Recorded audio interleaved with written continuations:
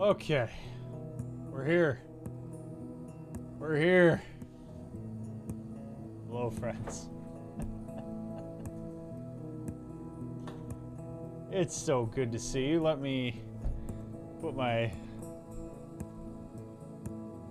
There we go. Okay. Hello, Quiet Love, and Angel, and Choco, and Skog, and Isaac, and General, and Mona, and Phoenix, and Liz, and Night Elf, and Roslyn, and Bubbles. Tyler, good to see you. Valkyrie, hello. Doris, good evening. It is great to have you all on board tonight. I do hope that you are doing well.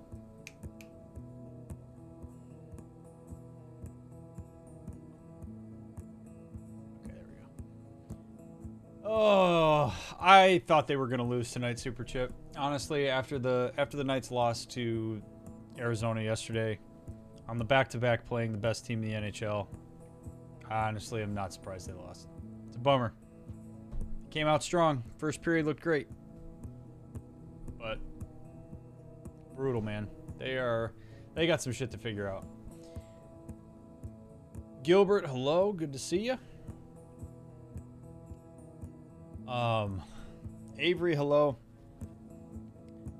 Man, what a day. Yeah. I got to meet Stuff of Anime today. That was fabulous, Skog. It was as good as you could imagine it would be.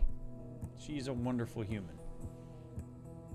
And I was grateful. I got to see her cousin, and one of her mods, and we had a lovely lunch. And it's always really fun to meet streamer friends. Like, you know, it's people that you see online, you have interactions with, you feel like you know them, but then to actually like meet them in person is wild. Like, I was like in a booth sitting next to Steph, and I was like, holy shit, like, this is a person that I see on a screen who is usually, you know, like she's in Toronto, and yeah, it's wild to like see. It's like when Zine and Lobro and Pionk were here in July. It was wild. So it was pretty great. You think they're gonna beat San Jose again? I honestly don't know, dude. I really don't know. They should. San Jose is not a good team, but I don't know, man. The Knights have a lot of stuff to figure out. Old Pete's got to get his lines in order here. I'm plugging through the Witch Queen story, having a lot of fun. It's pretty good. I gotta say, I gotta give Bungie credit. Witch Queen's campaign is definitely fun, and there's a lot to do. So I've been pretty happy with it so far. Mel, hello. Mel, I meant to tell you, your sticker pack is in the mail, Mel. Like, it's in the mail, on its way. So please let me know when you get it. I meant to tell you that a couple days ago. Frizzle Frazzle, hello. Fuego, thank you for the raid, dude. Really appreciate it. There are real people on the other side of the screen. I know, can you believe it, Night Elf? Can you believe it? Arthur, good evening. It's about damn time, right, Mel? You know, only took about a year. I'm so sorry for how long it took. I threw some extra goodies in there that I hope will serve as a consolation prize for how long you had to wait. 2/3 of the way through the screenplay for Voyager. I'll probably be done with it tomorrow, and I'll be officially done with the companion video by Thursday. That's super cool, Mona. You are under no obligation to do so, but if you feel so inclined to send it to me, I would love to see it. Absolutely no pressure, but I would love to see it. Twinkie, hello. No worries, my guy. I appreciate you. I'm excited. I'm excited too. It's time. It's time for you to get those stickers. You know, I don't think I've ever met online friends before, and we'll soon fly to Chicago to meet a whole load of them. Plus, a person in our social club that organized around will be there. It's a really cool experience, Melissa. I hope you have a great experience with it. I really do. It's a really neat thing. Like, meeting Zine and Lobro and Pionk was a lot of fun. Meeting Steph was really fun. I get to meet General Andrews in April. I'm really excited for that. You know, TwitchCon's back this year. Still don't know whether that'll be a thing that I go to, but TwitchCon would be a fun thing to do. If TwitchCon needs to have some form of vaccination standard. If they don't have a vaccination standard, I'm not going to go. But if they have a vaccination standard, I'm probably in. I love the crew neck. Thank you. I love this crew neck so much. The Knights did, they had warm-up jerseys with this logo on it. And if there was ever a jersey I wanted to ever try to win in an auction, it was this one. But I was able to snag the crew neck sweatshirt. I love this design so much. It's my favorite sweatshirt. Of course I'm sending it to you. Awesome. Bronco, good to see you, bud. The weirdest part for me is sometimes learning people's real names after sometimes years of knowing them by their username, right?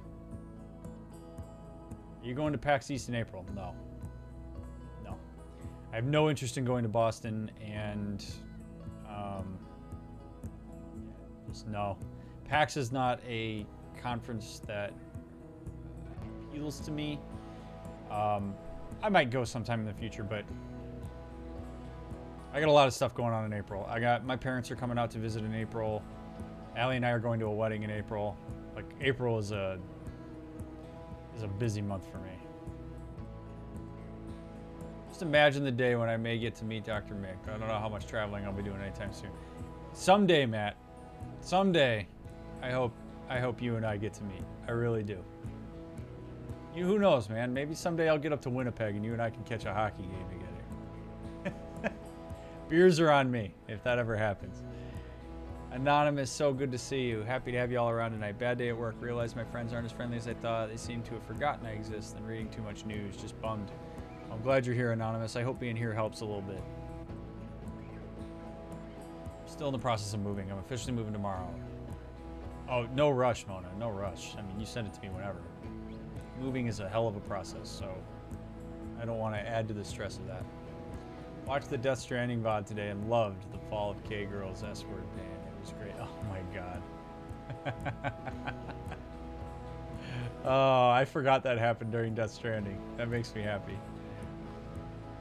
Those of you that have been watching the Death Stranding VODs, I hope you've been enjoying it. That game was a lot of fun. I wish I could play that game for the first time again. I really do. It would be a fun one to do on stream with the current format, but I'm glad y'all are enjoying it. Most recent DS VOD has the entire arc to it. I was cackling over that one. It's fantastic. It's great. I'd love to meet the two friends I made through Tumblr. I've known them for 3 years now, I think. They're family to me. I hope you get to as well. I hope you get to as well.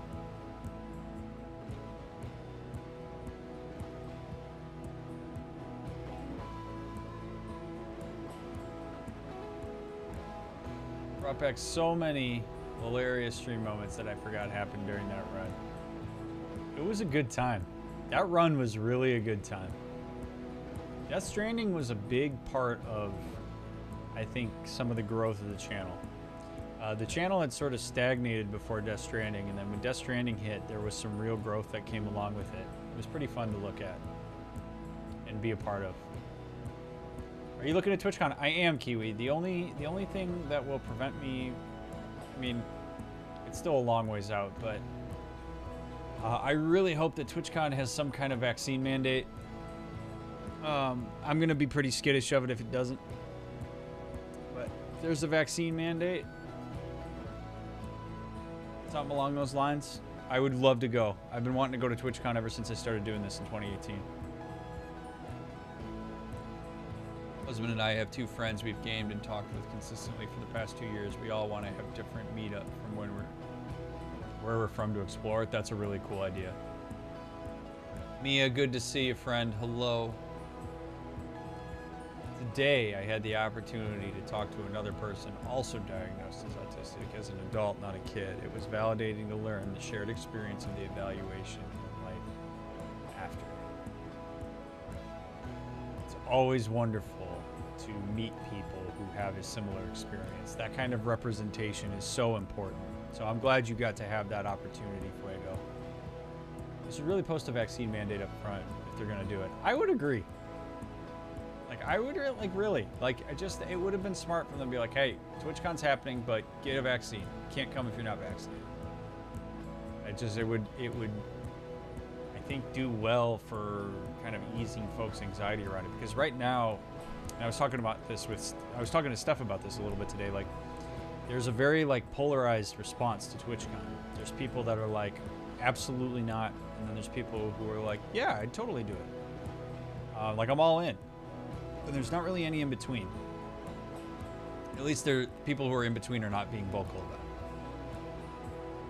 it. And I just, you know, I think if you're gonna do, but it's Twitch, man. I don't trust Twitch to do the right thing basically ever. They don't have a track record of it, so I don't give Twitch the benefit of the doubt. To say there's a vaccine mandate to come to TwitchCon is to take a very strong stance. And when you're in the business of making money, alienating a chunk of your viewership is generally not a great idea. And so when you have people who prefer economics over societal health, you run into problems. But I'm not holding my breath. Did I miss the info about Diagnostic Lullabies? You did not. I haven't done anything yet. We'll start talking about Diagnostic Lullabies and Delta V here around 10. But no, you haven't missed anything yet, Mia. Made some really good progress today reclaiming my office. Had to put everything on the floor to switch out furniture, doing what I can and not thinking about how much there is to do around here. That's all you can do, Melissa. You do a little bit at a time.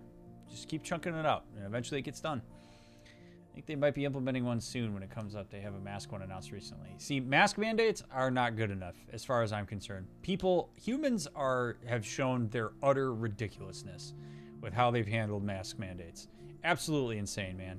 Like, I swear to God, it's like you tell a human to do something and they're like, I'm going to do the opposite to flex my autonomy, at least in the US. Mask mandates are absolute bullshit, man. Nobody enforces them. People wear masks like absolute morons. I don't trust mask mandate. That's not good enough for me. I need vaccine mandate with people literally having to send proof of vaccination to get in. That's what I need. If there's anything less than that, not interested. Mask mandates can kiss my ass at this point. I'm so frustrated with how humans are wearing masks. Like, you would think that you're asking people to wear a freaking wetsuit with full scuba gear and everything else. People act like it's the most ridiculous thing ever. It's just not. My patience for that has worn incredibly thin. How do you personally deal with creative burnout? I know that it probably isn't easy to not overanalyze your music when you listen to it every night. Honestly, I enjoy the process, Avery. I don't put pressure on myself when I look at my content. Like, I know the content's good. If I think the music that I'm listening, like if I like the music I'm listening to, then I assume I'm probably not the only person in the world who's going to enjoy it. But for me, I don't really experience creative burnout very often. Like, I'm really boundaried with how much time I spend doing things, and I spread out my responsibilities. And, you know, to me, the response to burnout always is boundaries. If a person's ever experiencing burnout, it means that there's probably some self-care in order that a person's not doing. Life tends to be people in the middle tend to stay quiet. Right, it's true. I was nervous about flying to Chicago and going to a convention center, but it's a short trip. I'm used to careful masking around people who are less careful, which is all you can do, right? I mean, I wear double masks everywhere I go. I bought my first concert tickets for the summer on Friday, and that was a little reminder of normalcy. Yeah, that's awesome. Canada too. I came across another convoy today. Man, it's those convoys are wild. Honestly, though, don't let a small, very vocal minority ruin your perception of an entire country. There's far more good folks in Canada than there are folks who are doing that shit. I actually didn't realize there were New Zealand ones, Kiwi. That's wild. Because New Zealand, to me, is, at least the way it's represented over here, New Zealand seems like they're just doing everything right. Like, everybody's just like, yep, nope, we're cool. We'll do it. Is this a good stream to ask about mental stuff? You can do it right now, Mona, but once we start doing the music stuff, it's probably not the best stream for it. There's been some poor enforcement of the mask mandates here, but surprisingly, the Winnipeg Jets staff at games have been very strict. Yeah, so the Golden Knights, Vegas lifted the public mask mandate, and the Golden Knights, don't enforce masking at Golden Knights games anymore. And that has led to a little bit of hesitance on our end to go, because we went to the Avalanche game, not this one tonight, but we went to the Avalanche game a week and a half ago, and it was really uncomfortable because Allie and I swear to God, Allie and I were the only two people in the stadium that were masked. And it's just not great, man. I don't... We're acting like this thing's over, and it's not over. It's not endemic yet. Once it gets endemic, I get it, right? Like, okay, no big deal, but...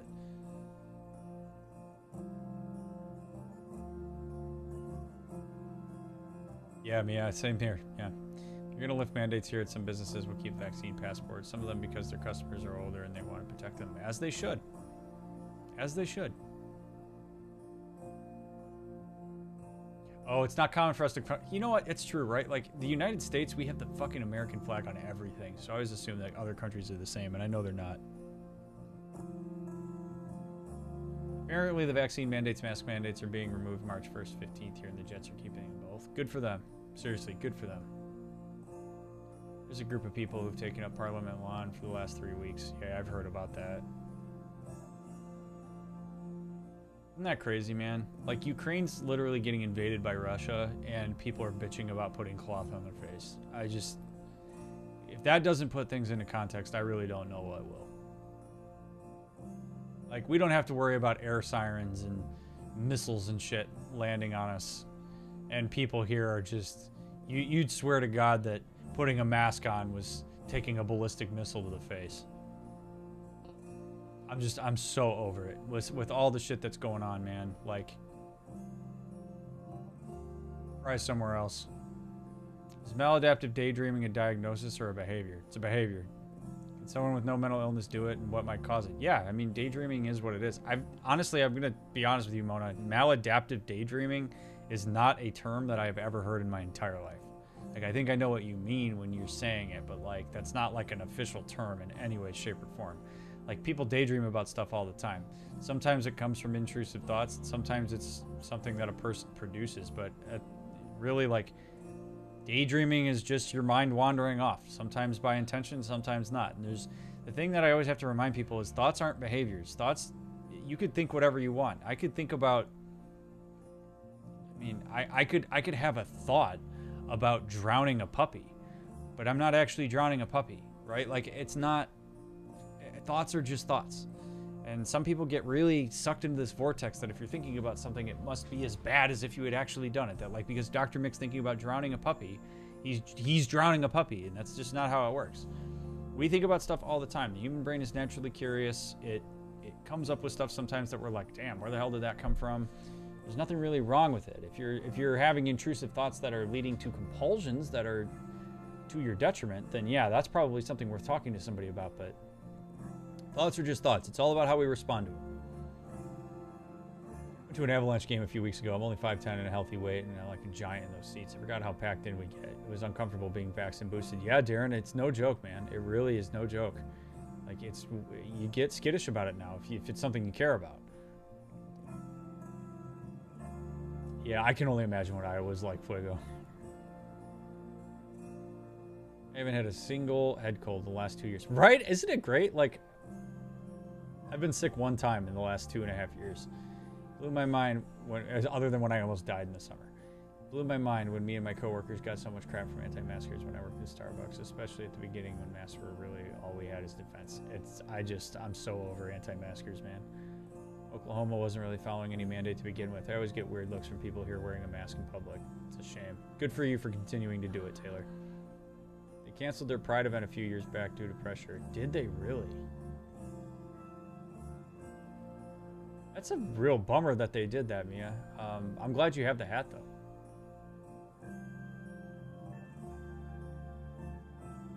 I got to sit 3 rows off the ice last night. My favorite boy scored. It was worth it. That's amazing, Mia. That's awesome. You almost died in the summer. I did. I almost died of dehydration and sepsis. Actually, I did a fundraising stream to help me pay my medical bills for it. But yeah, I almost died in June. Like, the doctor literally told me if I had not called an ambulance and I had stayed home, I would have died. I would have died in my bed. I've seen other therapists use that term. I've seen the maladaptive part is where you're stuck and invested in a daydream to the point that it impedes your daily life. Yeah, I like I said, it does. I'm not saying that the term's not a term. I've just never heard it. Maladaptive daydreaming just seems like a weird way to qualify something like that. But thoughts are just thoughts. Again, if it's causing enough distress that it's impeding your daily functioning and you're making decisions that are not in your best interest, then yeah, it's worth talking about. But beyond that, you can think whatever you want. Thinking doesn't hurt anything. Actions do. Jogger, good to see you, buddy. I had a not so great day at work, but stoked to be able to make the stream. Was worried I might get a mandatory OT tonight. I'm glad you didn't, dude. I'm glad you get a little time off.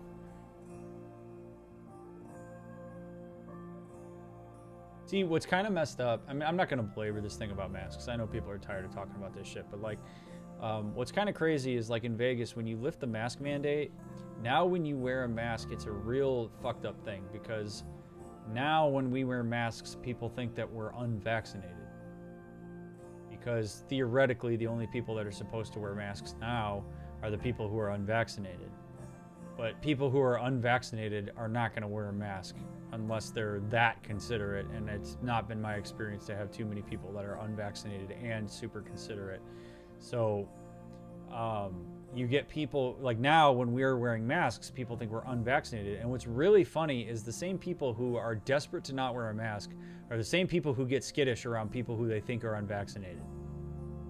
Like, what's crazy is like, right, like you have people who are staunchly anti-mask, staunchly anti-vax, and if you cough around them, they freak out. It's like, whatever, man. That's all I'm going to say about it. I'm going to get mad about it if I talk about too much about it tonight. It's ridiculous.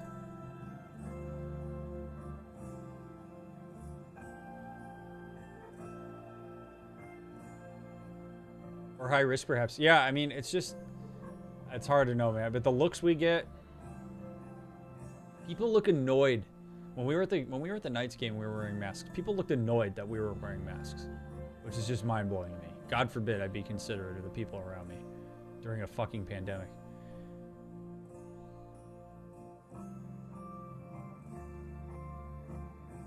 Anyway, that's enough COVID talk. I'm over that stuff. You all know where I fall on it. I don't pull punches as it relates to that shit anymore. I'm empathic about a lot of stuff. That's not one of them. We're gonna have a lovely evening tonight, chat. I want to give you all a little bit of a heads up of what to expect. I also want to give you a heads up about what happened with Diagnostic Lullabies, because at midnight we're gonna have to do something a little bit different for me to send people the album. I'm not even kidding when I tell you this. Not even kidding. At 9:27 p.m. tonight, so I uploaded the album this afternoon and had it unlisted. And my plan was to list it at midnight. Was to just, boom, pop it live and people could download it starting at midnight. At 9:27 p.m. Pacific time, I got a email from Spring that they delisted Diagnostic Lullabies due to content concerns. Basically meaning, we think you uploaded something that belongs to somebody else. So Diagnostic Lullabies cannot be launched on the merch store. So here's what we're gonna do. At midnight, starting at midnight, whenever it launches, what we're gonna do is that if you want a copy of Diagnostic Lullabies, you can send $20 directly, either as a super chat or as a tip. Don't do it till midnight. You can send me a tip through this for $20, and I will send you the album. I will send you a link to the album through Discord. So you send me a tip, you send me a Discord message, and then I will send you a link to Diagnostic Lullabies, because I'm not going to deprive you guys of having the music tonight if that's what you want. But it's unbelievable. I could not believe it. 9:27. I was literally prepping the stream and I got the email that it got delisted. So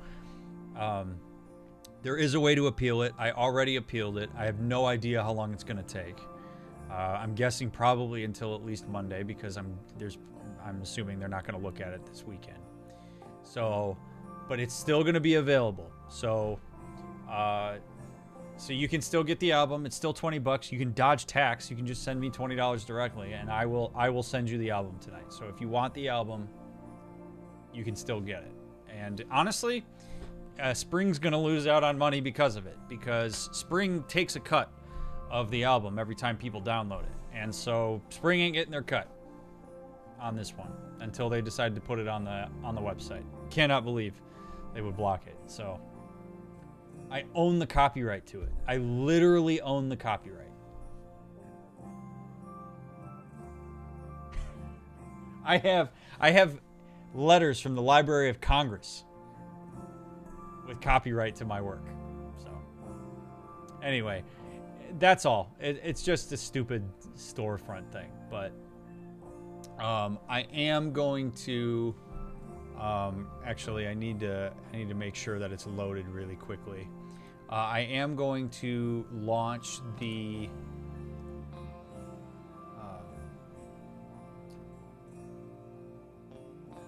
generic poster on Spring. There's a signed and an unsigned version of it that you can grab, and it'll work just like they did with Voyager. It's $45 for a signed one. It is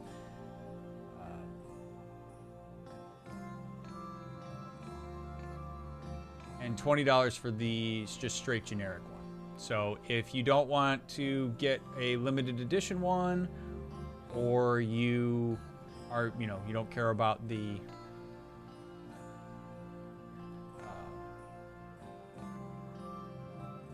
you don't care about the limited edition posters or getting it signed, you'll be able to pick it up here.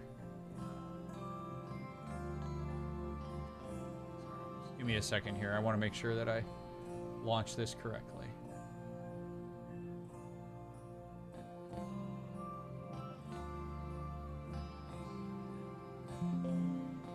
Come on.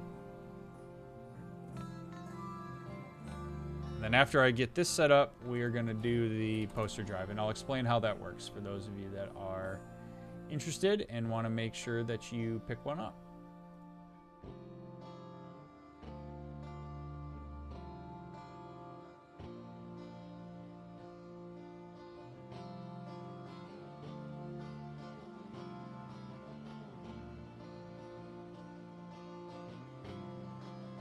All right, there's a little bit of a process for this.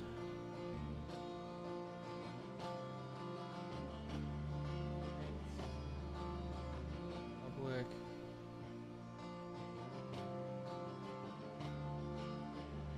Who made your shirt poster design? I did, Doris. I do all of the designs for my merch store. Everything you see in the merch store was designed by me. Literally created by me.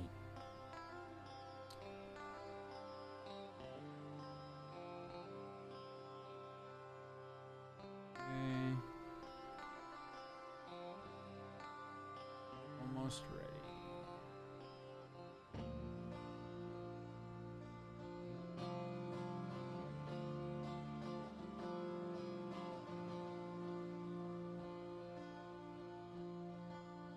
Funny, I've basically gotten to the point here where, like, I don't even have to, like, think about this. It's just, like, I just click, click, click, click, click, click, click, click, click, click, boom, boom, boom.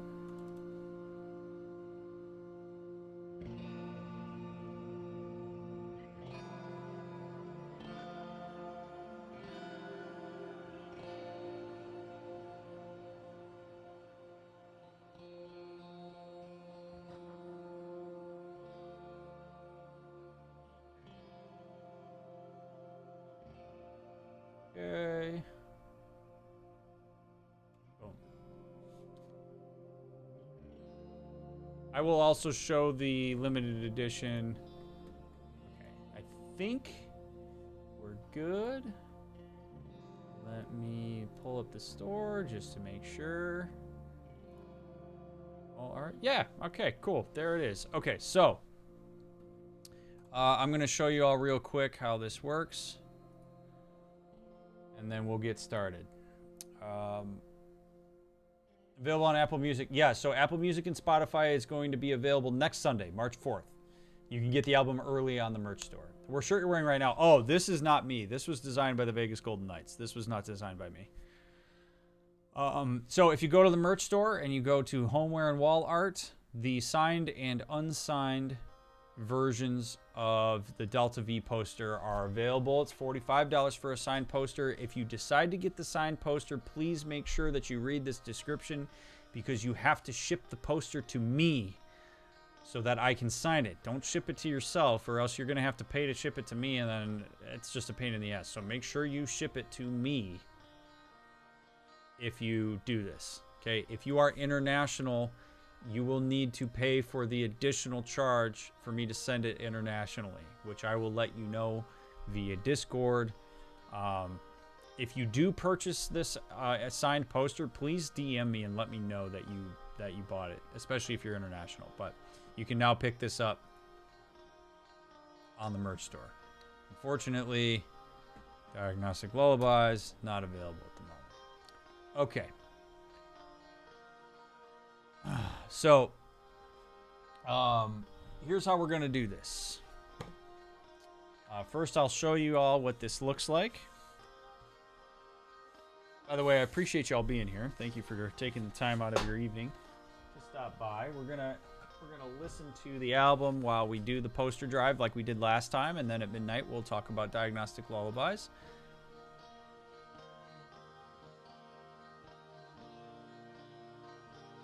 Okay, so this is what the posters look like. There is one poster for every song. Only one. If you get this poster, this is the only one that will ever be made. I will sign it, and I will ship it to you. If you are in the United States, you're good. If you are international, you will need to tell me that you're international, because there may be an additional charge just so I can ship it to you, because shipping internationally is a little bit more expensive. So if you're in the United States, that's baked into the cost. If you are not in the United States, you can still do this, but you will need to be prepared for me to request the additional charge that it will cost to send it to you. And until I receive that, I will not send it. So that's just the only caveat. But this is what they look like. They're on really high quality poster paper. They frame really well. They're 18 by 24 inches. Like I say, each one of these is completely unique. I will show each one. We'll play the song. I'll explain a little bit of, some fun background information about the song while we do it. And when we did this for Voyager, it was a lot of fun. So I'm excited to do it again. Shouldn't take too long. We got 15 songs. I'm going to go probably a little bit faster. But the way we're going to do this is, so if you are interested in one of these posters, the limited edition posters are $100 each. What you can do is for every poster, I will do a roll. You will have a keyword that you can put into chat if you want to roll for it. If you win the poster, you will need to send me a tip, not a super chat, a tip via the Stream Elements link down in the description for $100. You will have 5 minutes to do that. When the tip goes through, the poster's yours. You send me your address on Discord, and it's locked out, and I move to the next song. You got to be willing to give me your first name and your address, your first and last name and your address, so that I can ship it to you. Okay? And you send that to me on Discord. That's how we did it last time. It worked really well. And then I order the posters to me, I sign them, I take them to the post office, and I ship them off. So that's how it'll work. So it's $100 flat via tip. Okay. Any posters that do not sell, I will do a quick roll call at the end and say, does anybody want one of the posters that hasn't been rolled for? If you do, then you will have the opportunity to tip me for it, and I'll lock it in. Otherwise, we'll send it to Discord, and then it'll be first come, first serve on Discord. Oh, wow, Darren. Jesus, dude. Thank you. Way to start it off. I appreciate that, man. I'll make sure that I take that into account at the end. So, in general, thank you for the thank you for the 690. Nice. I appreciate that, friend. Okay. all of this goes towards benefiting the stream, and it is. I really appreciate that all of you are willing to support this, and I like that you get to have something cool and tangible. It's one of a kind. If you get the poster, you are the only person in the entire world that will ever have it. I do not even print one for myself. You will have the only poster for each song, for the song that you have, and it's signed by me with a little note on the back. You are welcome to enter multiple. I do ask that if you win one, that you not enter any subsequent ones until we get all the way through the list. Just out of courtesy to others. So, if you have one that you very specifically want, you're certainly welcome to make sure that you roll for that one. But I do realize that, you know, it's a one-of-a-kind deal. So, that's what we're doing.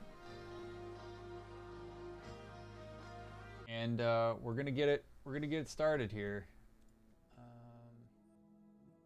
I'm going to do one test, okay? One test here, just to make sure that everything is hunky-dory, okay? So the first keyword that I'm gonna put here in chat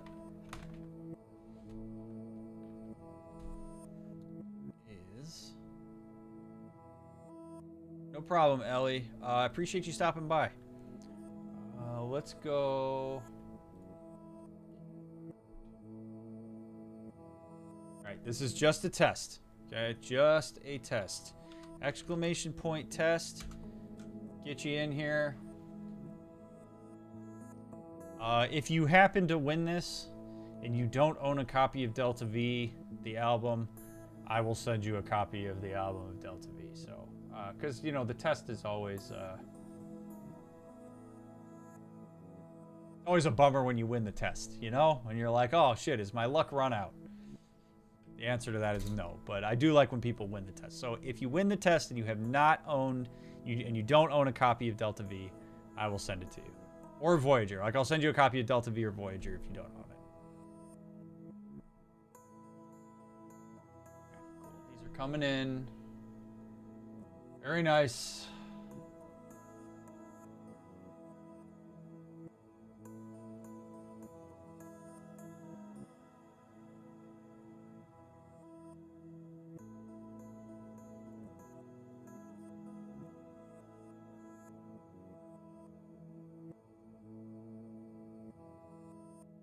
Okay.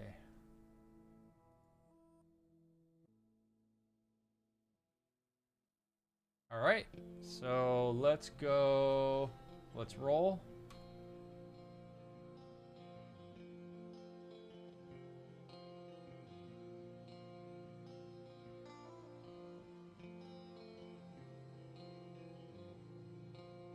Okay, so there we go. So Angel, you just won.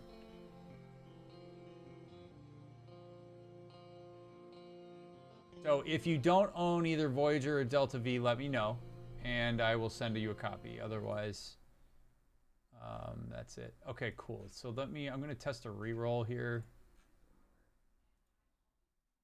Just for funsies.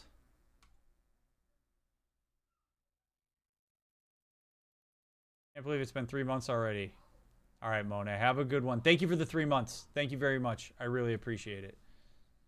All right, why so soon on the backup? Okay, cool. All right, so I got rolls and re-rolls in. We're good. All right. Why so soon? Same thing to you. If you don't own a copy of Delta V or Voyager, let me know. I'll send you a copy. Just send me a message on Discord and tell me that you want it, and let me know which album you want, and I'll send you a copy of it. All right, cool. So there we go. You don't own either one. All right, so Angel, you can pick whichever one you want, and I will be happy to send it to you.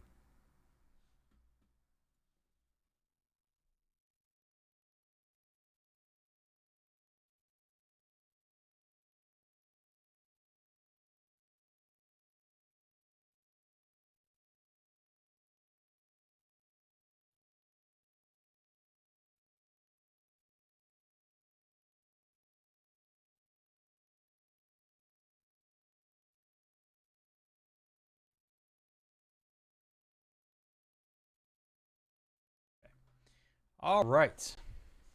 So yeah, shoot me a message. Again, shoot me a DM on Discord. I'll send you the link. When I go offline tonight, I'll send you the link to whichever album you want. Okay? All right, so here we go. We're gonna roll here. I am really excited for this. I'm glad that you're all here for this. This was a lot of fun the last time. It's fun to kind of talk about this. Also, as a reminder, after we're done tonight with the launch and everything, I'm going to do a guitar stream, and it's going to be interactive. So and it'll be really fun. So if you plan on staying up late tonight, I think you'll enjoy what's in store tonight. It's gonna be fun. I'm gonna give you, because on future albums you may be able to say that you had some real influence on it. So it's gonna be cool. All right, let me pull these up.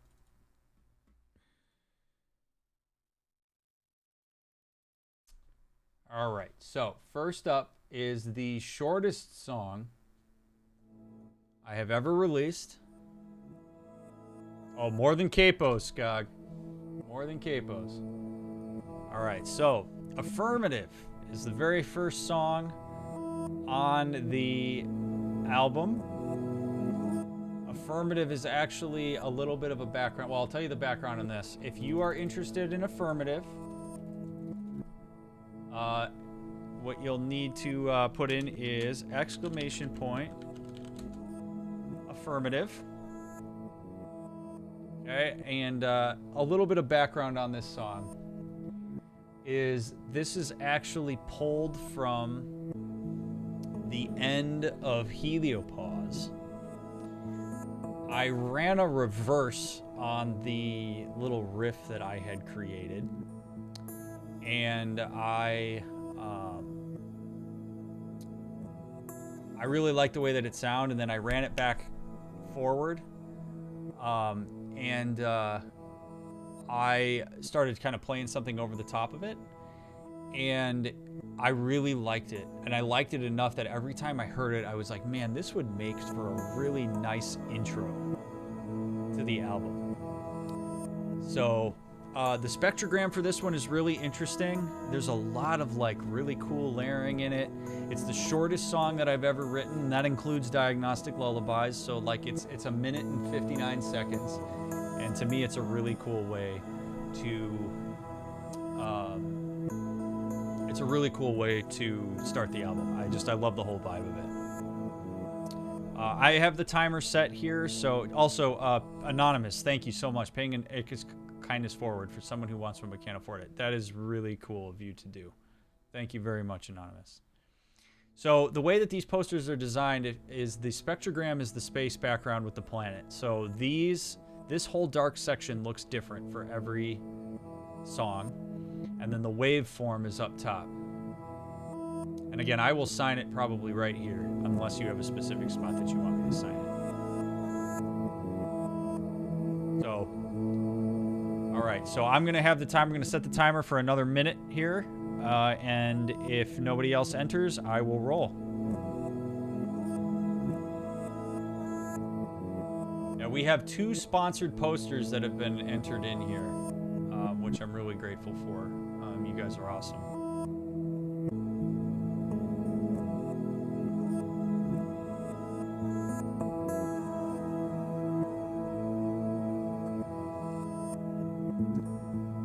Also, I should read the lore for these, because I have lore. Oh, hold on. Whoa.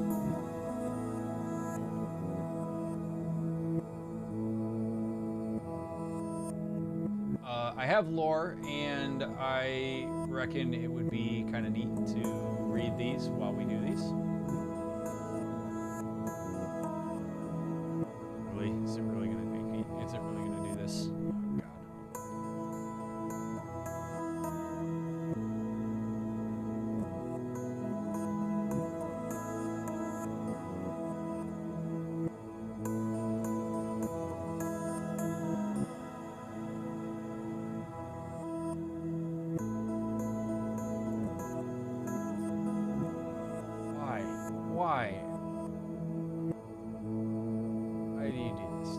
Okay, there we go. All right, we got it.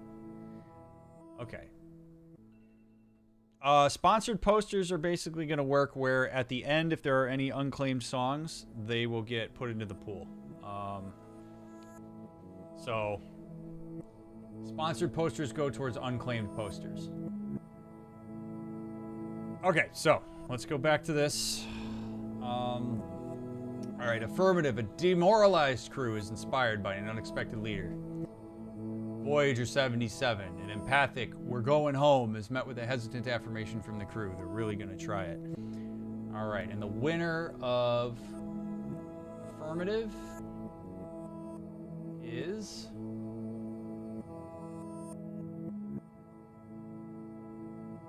Diesel.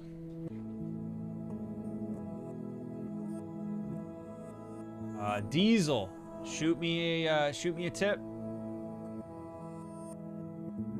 and I'll make sure I get it to you as soon as that comes through. It's locked in. It's all yours. I appreciate very much your interest in the poster. Congratulations, friend. Number 1, baby. I'm going to try to do this a little bit faster than I did it last time. I was very inefficient with this last time. Clock is ticking, so you got 5 minutes. Use the Stream Elements link down below. Do not super chat. Use the Stream Elements link down in the description. And then send me your address on Discord. And then let me make sure that I write all this down, because if I don't, I'm going to regret it.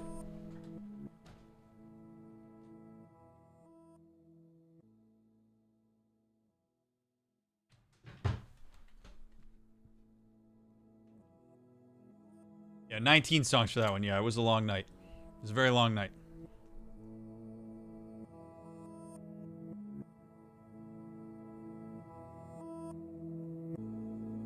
I never once doubted your title as doctor, but seeing your handwriting on the package to my poster, 1000% confirmed. You are indeed a doctor. So, funny story. When we were at the roller rink yesterday and I wrote my name and signed everything, the security guard at the roller rink said the same thing. He's like, "Jesus, are you a doctor, man? Your handwriting's terrible." And I was like, "I actually am." It was really funny.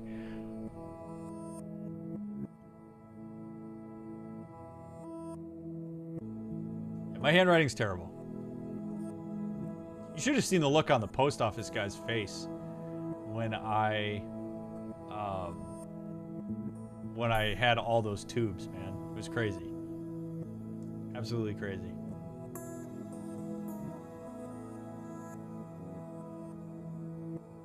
Even clocked by randos on the street. Yep.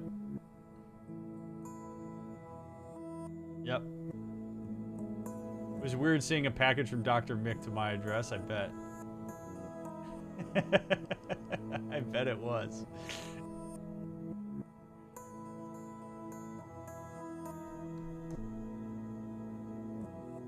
Was it like this? "What's up, madame?" It was like that. It was like that.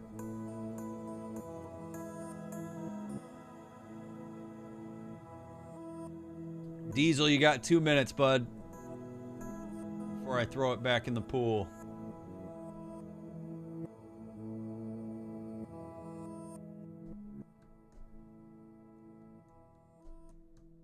It was nice, though, because my car just broken down the night when I got home. It was a nice surprise. Well, I'm glad that it was there to warm up your night a little bit.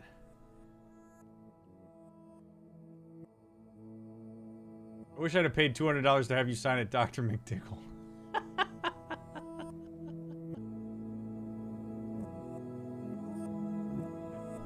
Yeah, I could have, I guess. It would have been very unique.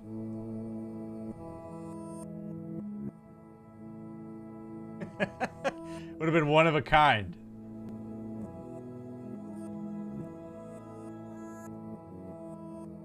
Diesel.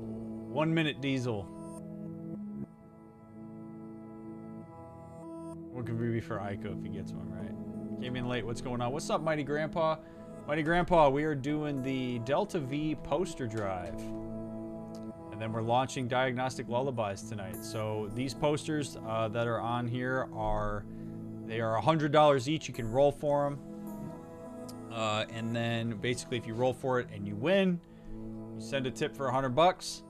Poster's yours. There's one poster per song. Like literally only one poster per song. So we're doing 15 posters tonight. This is Affirmative is the first song on it. And Diesel is running out of time. Diesel, I don't know if you're in chat. If you are, let me know if you intend to purchase it or not, because I am going to re-roll it if I don't see anything from you in chat over the next minute.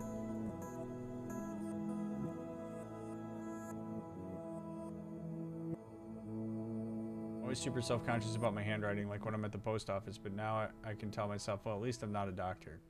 It's true. Can people still join if it's being waited for the tips?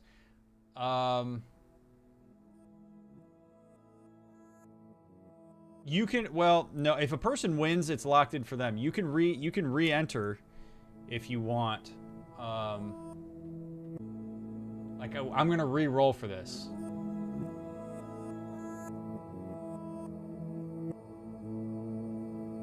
If I don't get a response here from Diesel.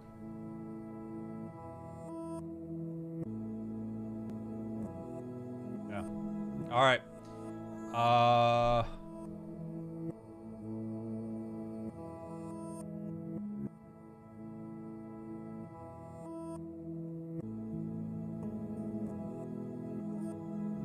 All right, re-roll. Re-roll with Affirmative. I'm putting the clock on 2 minutes. Good night, Mighty Grandpa. 2 minutes here. So if you're interested in this on the re-roll, Diesel, I'm sorry, man.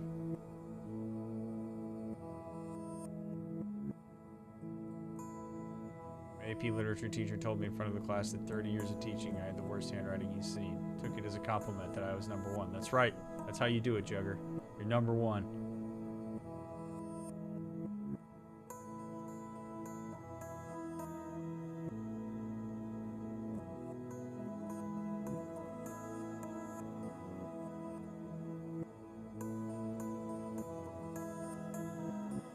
And I did my wedding invitations. It was a struggle to make sure all the addresses were centered.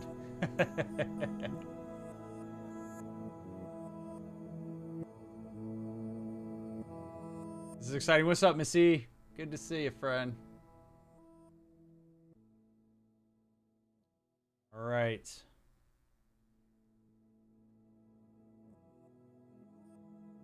And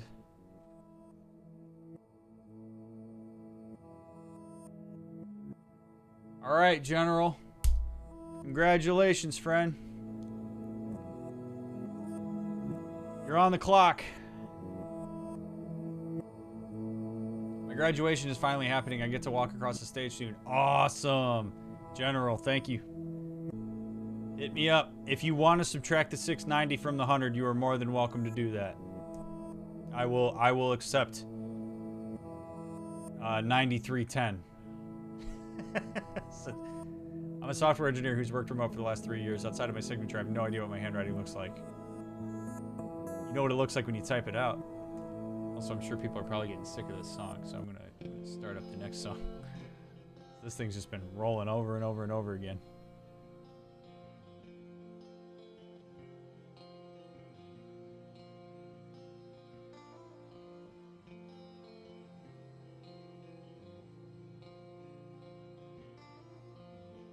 Again, really glad to have y'all here. Man, I wish I had the $100 to try to get me one of these. They look sick considering it's time. So Mel, if you hang around,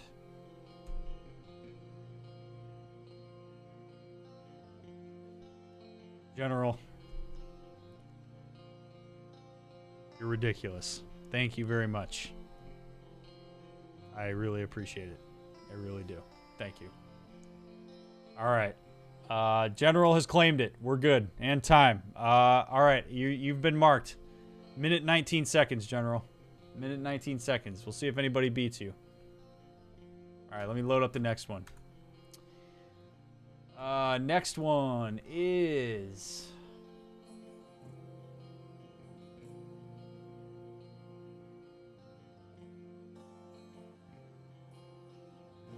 Crew selection.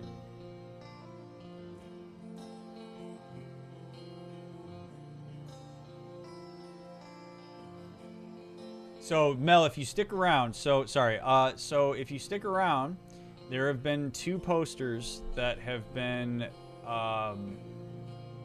prepaid for. So if we get to the end and there are any posters that aren't claimed, I will first I will give Anonymous and Darren a chance to claim one of the posters that's left over if they want. But also it's like there 2 of them have been entered into the pot basically as giveaways. So Quintus, what's up, man? All right, so next is crew selection. Crew selection, number 2 on the album. Let me put the keyword in here.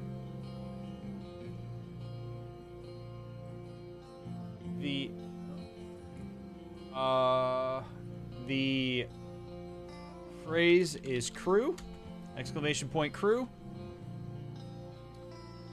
If you want in on crew selection, so crew selection, second song on the album. As we listen to it, I'll give you the lore. The crew is thrilled by the prospect of returning and gets to work defining the individuals that will lead the trip. Energy's high, which you can kind of hear in how uplifting the song is.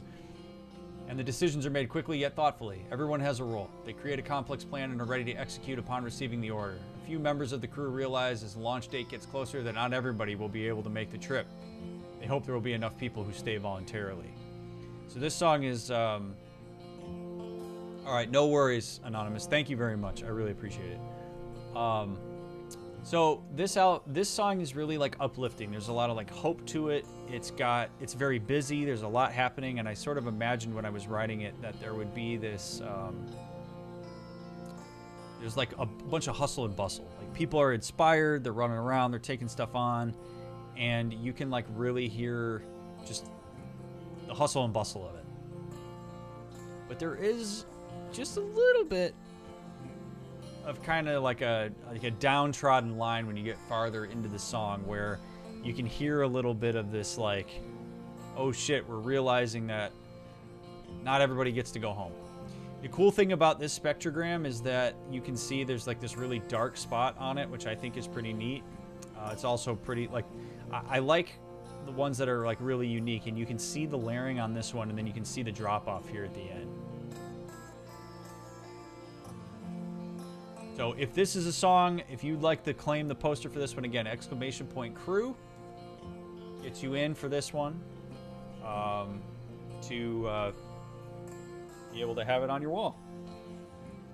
Also, I see all the nice things people are saying about the design. This design, literally, I know it sounds very cliche, but this design came to me in a dream. Literally had a dream about this. And I was like, all right, I got to make sure that I make it. And I really am happy with the way that it turned out. It looks good as an album cover. It looks really cool as a poster.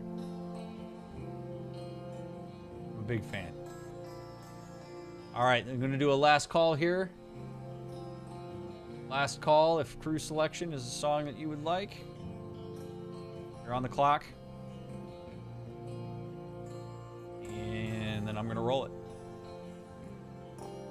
Like you can hear the lead tone comes in over it. Right? Still very hopeful. No, I didn't, Skak. No. Kept it in my mind. I woke up at like 9 a.m. and was like, oh, I know what I want it to be, and then I went back to bed.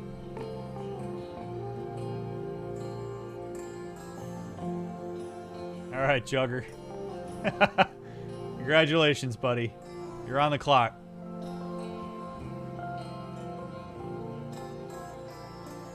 Use the tip link down in the description.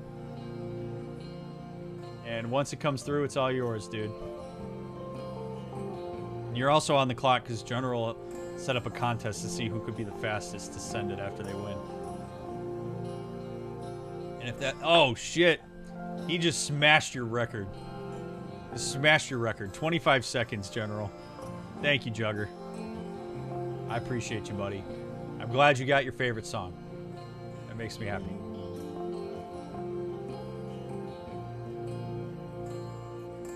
By the way, if you're curious of like at the end here, this is why it goes dark. Let's hit reset.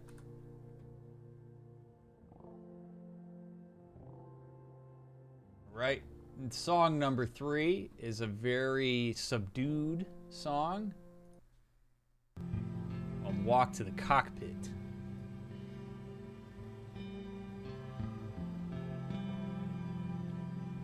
May have not already had the tip ready to go, just ready to hit send. Well, I really appreciate it, dude. All right, for this one, if you're interested in this one, exclamation point walk gets you entered into this one. This one is called Walk to the Cockpit. The lore behind it is, with a heightened sense of purpose and the knowledge that the trip will be long and perilous, the crew grabs their gear, which they repair to the best of their ability with limited resources, and begins to walk to a ship that hasn't fired in what seems like ages. The walk provides an opportunity to reflect on how they got to this moment. The betrayal of mission control, the realization that home never intended to see them again, the tenacity and dedication to gathering enough resources for a return. Each member of the crew silently mourns those who volunteered to stay behind. A somber, yet hopeful moment indeed. And it's a very, very low-key song. You can see in the spectrogram, what I love about this one is it has these uniform lines that go across. Good night, Roslyn.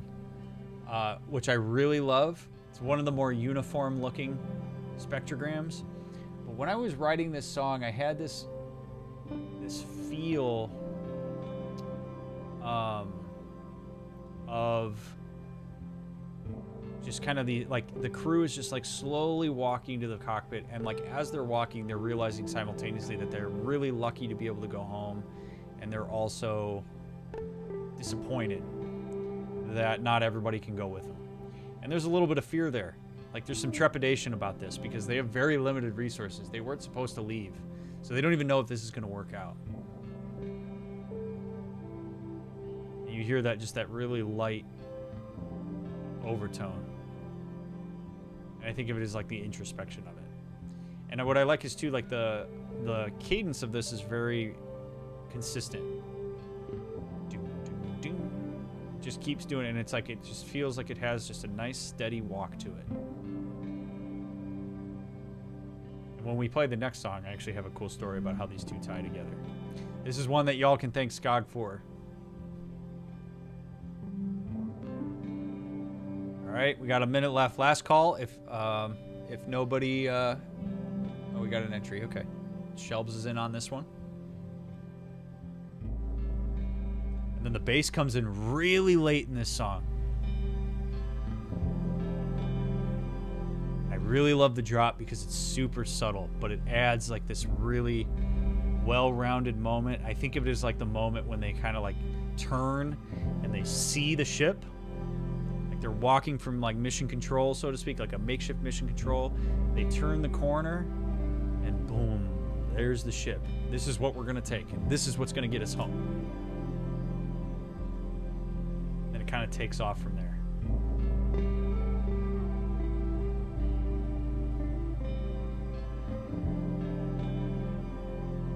Just has such a somber tone. Shelbs, congratulations. It's yours. You're on the clock. 5 minutos. As soon as it comes in, it's yours. Congratulations.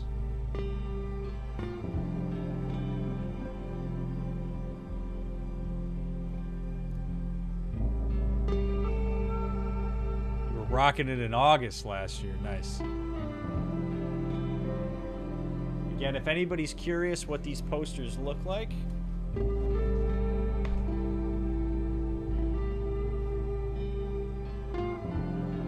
nice gloss to them.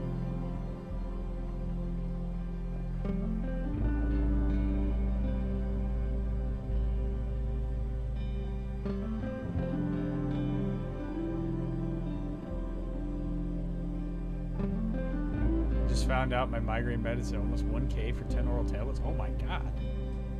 Shelves. No.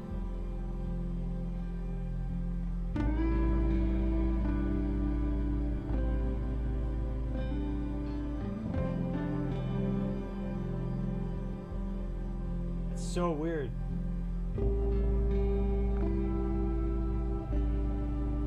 Alright, shelves. I just got it. It didn't show me a notification on YouTube, but I just got it via email, so I think we're good. There it is. Okay, got it. All right, congratulations, shelves. And 3 for 3 so far. Thank you all. This is awesome. All right. So, next up.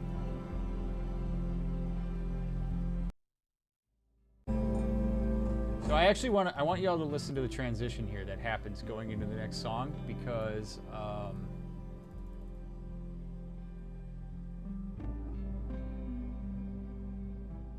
fun fact about this song is in the original recording,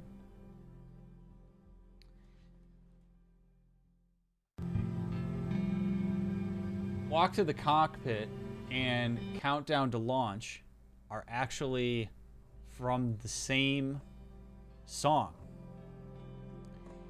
But when I added the acoustic part on top of this, it sounded so uniquely different that it was worth splitting up. So technically this comes from like a 19-minute song, but they're split up into 2. And what I love about it is the continuity between the 2, because it's like the Walk to the Cockpit and then the Countdown to Launch are in the same sequence. So if you're interested in this one, exclamation point countdown will get you in for it. And I'm going to start the timer here. So if you are interested in picking up this poster, I'll read the lore for it. Strapped in and as ready as they'll ever be, the crew works through their pre-launch protocols ahead of the countdown. Every member is silent aside from a few necessary verbal confirmations. So much is at stake. Anticipation is at a maximum. Makeshift mission control of the crew that volunteered to stay behind sends a thoughtful message of hope to the crew that begins the launch protocols. The timer starts and the crew stares directly at the sky and atmosphere they'll breach in what feels like mere moments. As they head for the atmosphere, the transmissions from mission control fade away. Yeah, if you listen to them side by side, you can hear it. What's cool about this one is that I love that as it picks up here, this really feels like the ship is going fast. Like this, I didn't plan for this, but this spectrogram really, like, the verticality of it is really awesome. So, if you're interested in this one,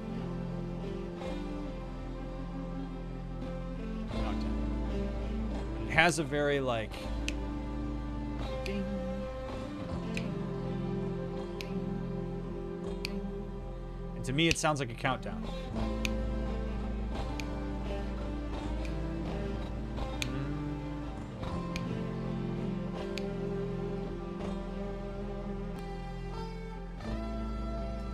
Although, fun fact about this one as well in the background is I had to do some finagling because there were a couple areas in the original recording of this that were kind of muddy and had there were some like funky parts to it where I could tell that I couldn't quite figure out what I wanted to do. So there was some pretty significant remastering that went into this one, and but I'm really happy with how it turned out. And I actually don't know, this is one of those where, like, I actually don't know if it would take me a while to figure out how to play it again.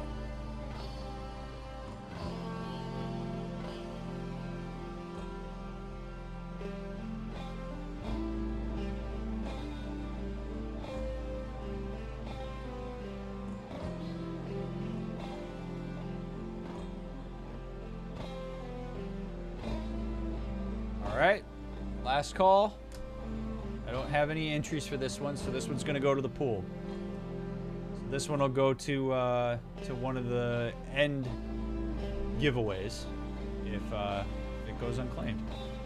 But I like this ending too, because the ending is when they're like really on the trajectory up and where they're breaking through the atmosphere.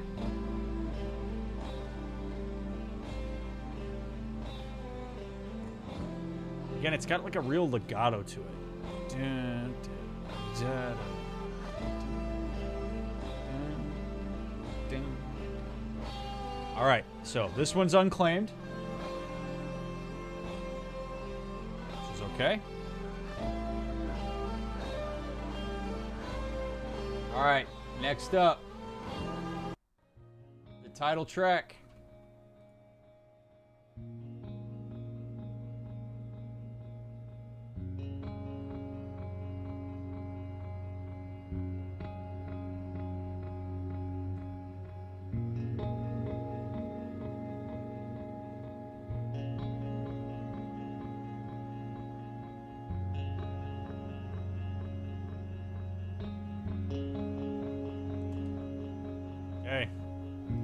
Delta V. So, here's how it works. Again, I'll do a refresher here for anybody who doesn't know how this works. You can enter into this. Anybody can enter. If you win, the poster is $100. So you have to send a tip using the Stream Elements link down below. It's $100. You send the tip. As soon as the tip clears, if you win, then you have locked the poster in and it's yours. If you don't send a tip within 5 minutes, I send it back out into the pool. And we will re-roll it. If you want to get a poster but you don't want to pay $100, there's a generic version of this poster that's available on the website, on the merch store, and you can pick them up for $20 unsigned or $45 signed. But these will be signed by me. I order them to me and then I ship them to you directly. So you got to just be willing to give me your name and your address.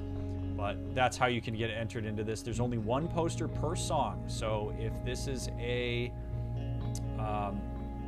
if you want one of the songs, you can enter for it. And if you win it, you will be the only person to possess that poster. But we do these poster commemorations. They're kind of a fun, like, limited edition thing that I do to commemorate the previous album before the next album launches. So we did this for Voyager before Delta V launched. And now we're doing this for Delta V before Diagnostic Lullabies launches, and we'll do it again for Diagnostic Lullabies whenever album number 4 launches down the road. But this song is, so first I'll read the lore for it, for those that are interested, which is a change. So Delta V, if anybody's curious, Delta V is a change in velocity, direction, and or speed. And in spaceflight, Delta V is the measure of the force applied to a vehicle over time to perform a maneuver.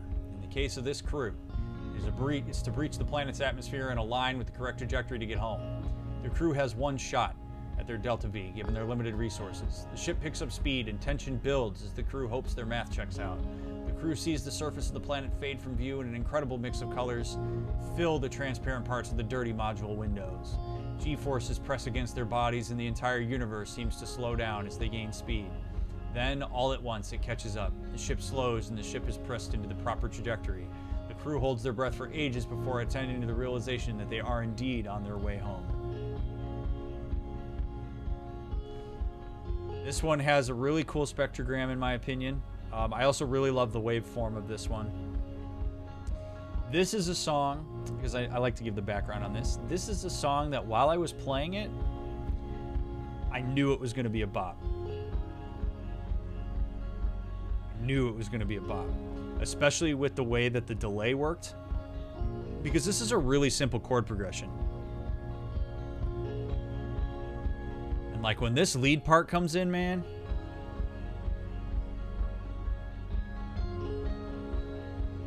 I really love the build-up in this.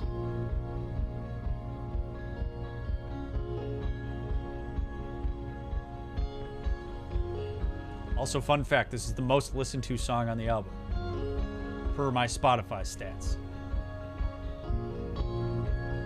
And I'm going to have the roll is up for the roll's going to be up here for another minute. So last call if you want to roll for Delta V.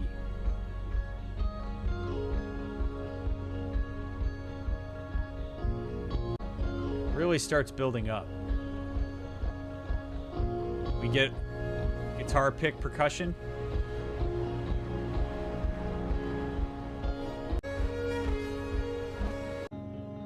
And then the end I really love. do that in a second here. So like it gets to a real crescendo.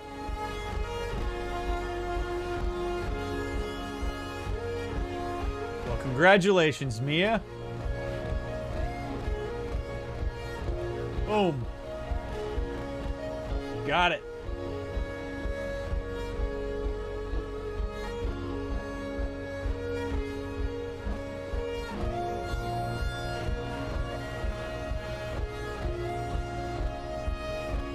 Where are you, Nightbot?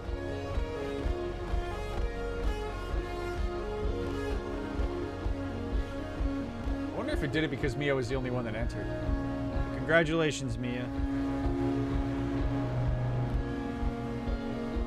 Also, thank you as always for your wonderful support as a moderator.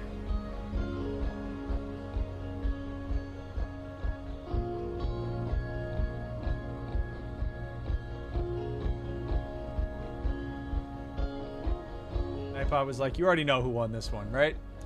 It's Mia. The only one that entered.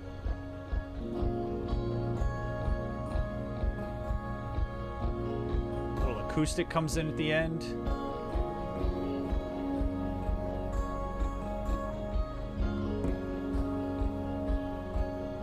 Like I say, when I was playing, I knew this one was going to be it. I was like, man, this song has to go on immediately.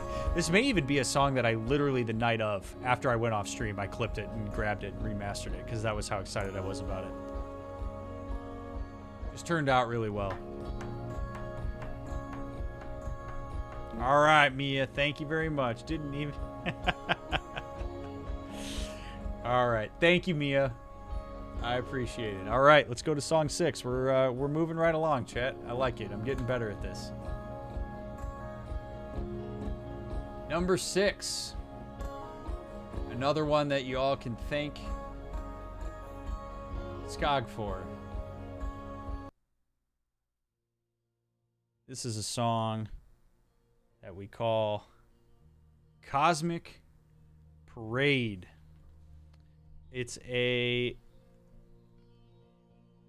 I'm actually really, I'm really proud of the name of the song because I feel like it fits really well.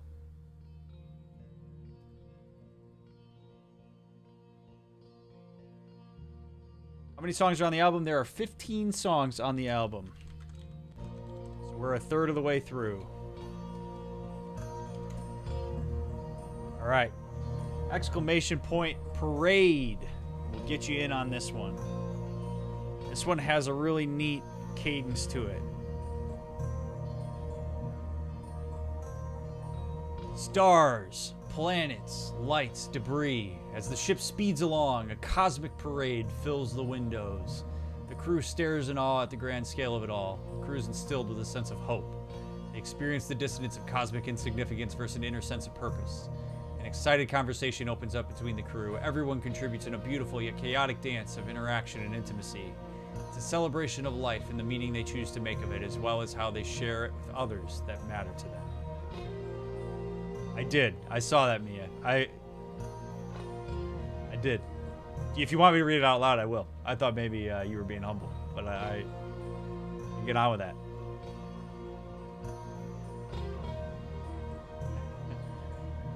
All right.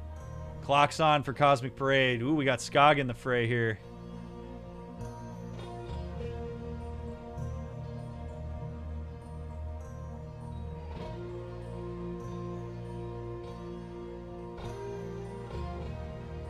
This one has a soft spot for me. It's one of my favorites of all the supercuts. It's a fun one. Did you write these lore pieces? Yes, I did. Yes, I did. This one just has a nice pace to it. It's also one of the songs where the lead guitar comes in earlier than most of the other songs. Usually the lead guitar comes in toward the end. This one, it's kind of throughout the song, and I don't think it's too overpowering. I think the spectrogram for this one's cool. There's like a really interesting pattern here that I haven't really seen in other songs, where it looks less wavy and it's like looks like holes are kind of like ripped into it.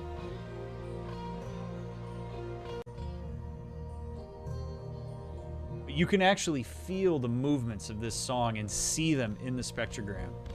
And then there's the percussion comes in. So fun fact about this one too is that this is one of the first songs that I ever did that actually had percussion built into it. I started exploring with it, and it's rare for you to hear percussion in any songs leading up until this one.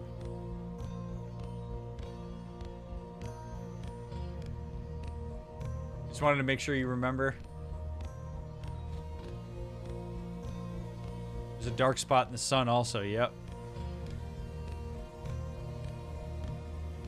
It's also, it kind of has a vibe, like if it wasn't a space vibe, the other thing that I would tell you is I have this like image of like cliffs of Ireland and like a group of people with like bagpipes walking along the edge. Like it has sort of an Irish feel to it for me for some reason.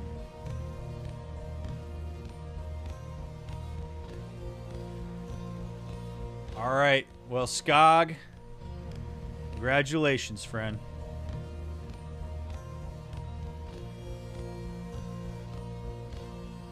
There's Nightbot.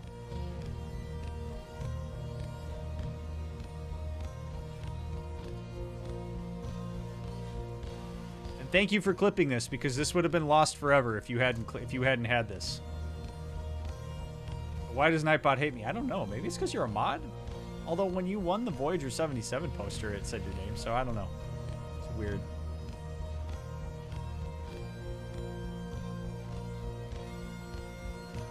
This song just makes me happy. I don't write a lot of upbeat songs. This one's pretty upbeat. I love bagpipes too. There can only be one. Thank you, Skog. Thank you very much. It's yours. All right. To number 7. Number 7.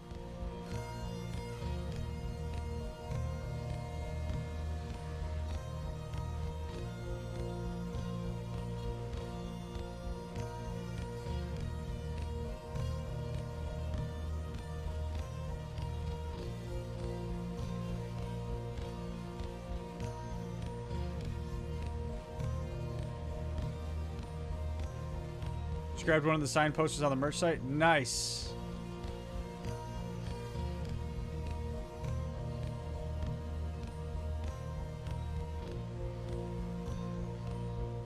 Good night, Anonymous. Hey, Anonymous, thank you very much for your generosity.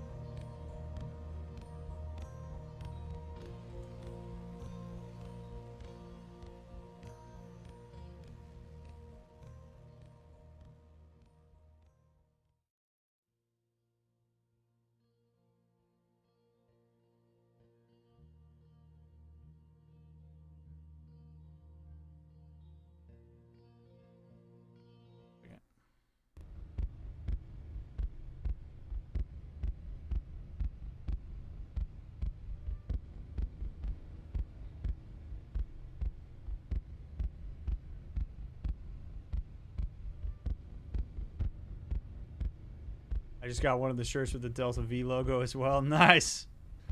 Thank you. Yeah, there is Delta V themed merchandise available.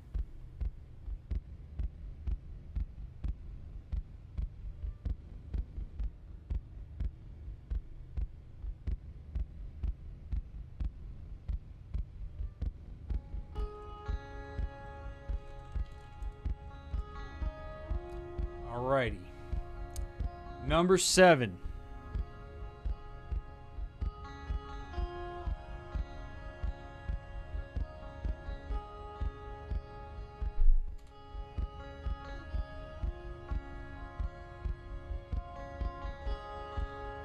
One entry on this one. It's exclamation point Debris.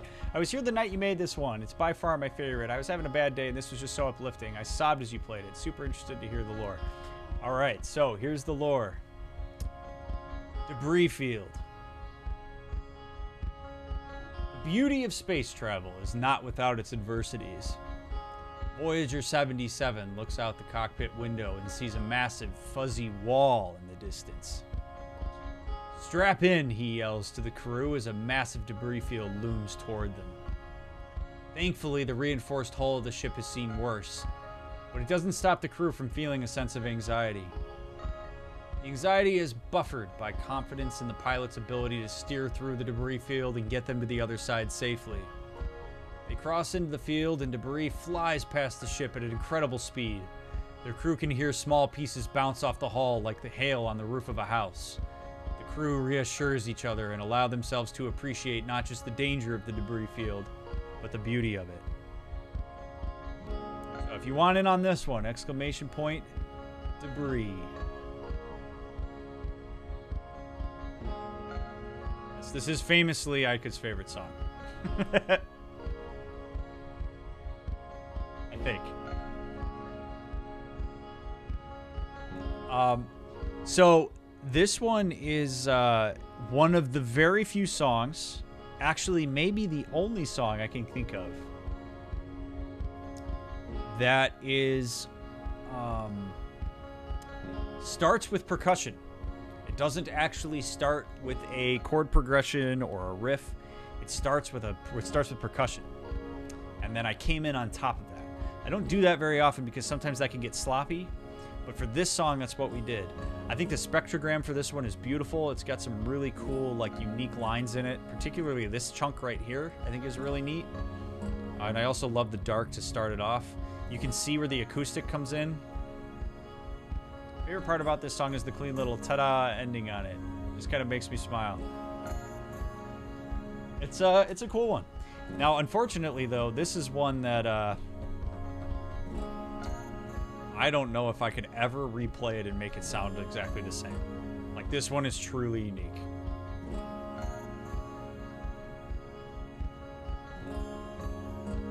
And I'm actually surprised because if you had asked me when the album launched what people's favorite song would be, a lot of people have said that this is their favorite song on the album.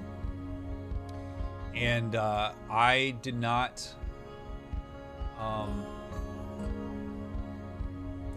I didn't anticipate that this would be people's favorite song. But here we are. So, exclamation point debris. I have it on the clock here. I think the percussion is kind of cool too because it's not like a 4/4 time.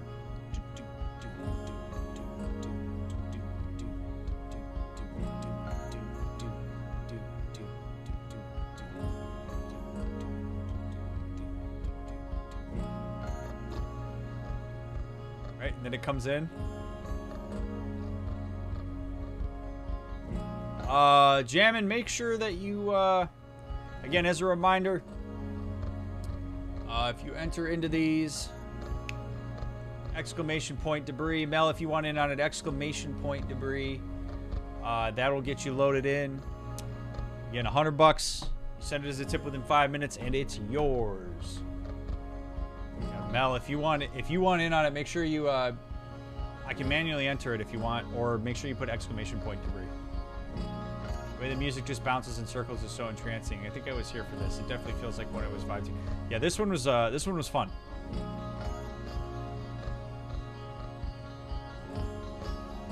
Oh, I was spelling it for him. Okay, got it.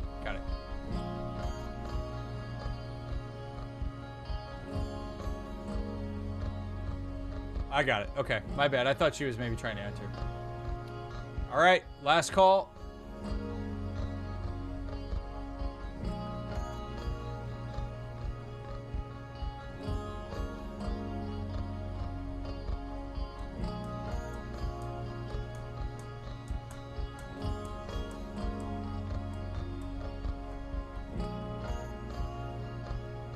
Like Jamin. Got it. Jamin. Got it.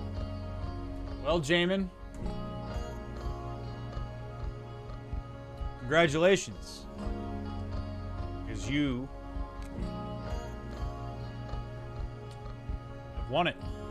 And actually, this is the poster that I have in my possession. So you are on the clock. 5 minutes.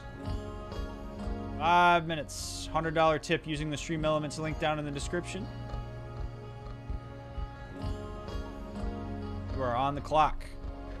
And I will show you because I literally have this one in hand.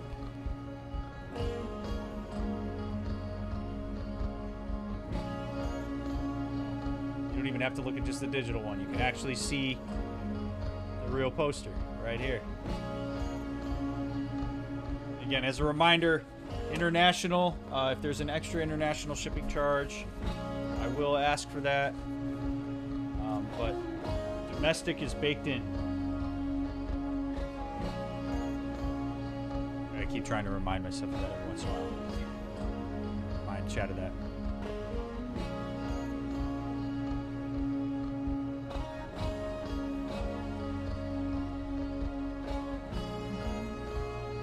I usually end up humming along with this one. This is one of those where the solo actually, like, I think the melodic nature of the solo on top of it actually really works well with the song.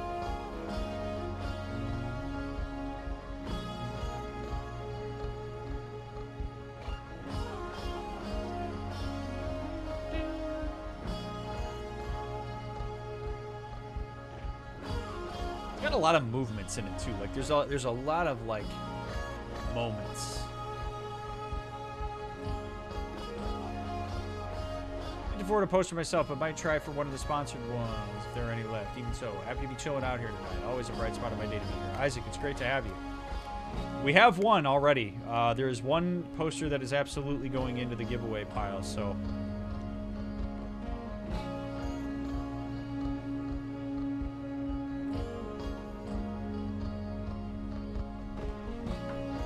I thought it was something else.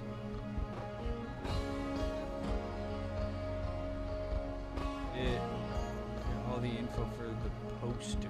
Wait, so Jamin, are you pulling out? Didn't get all the info.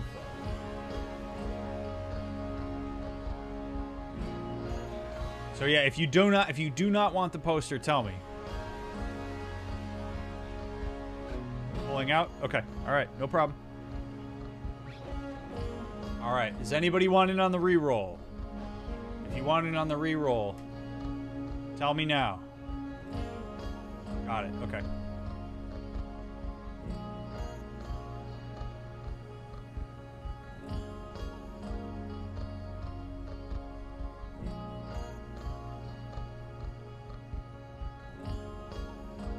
I always think of the good tornado like spinning around, right?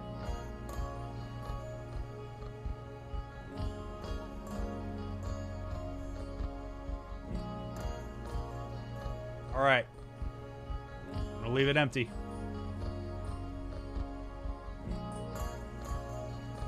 Going to the pool.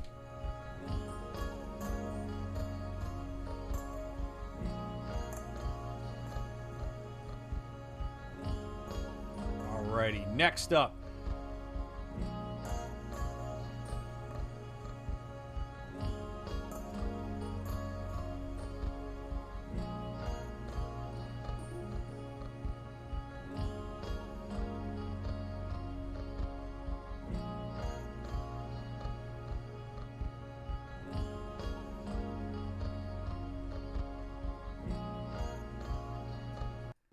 I got some fun facts about this next one. What's up, Brian? All right, insubordination protocol. One, it's probably my favorite song name.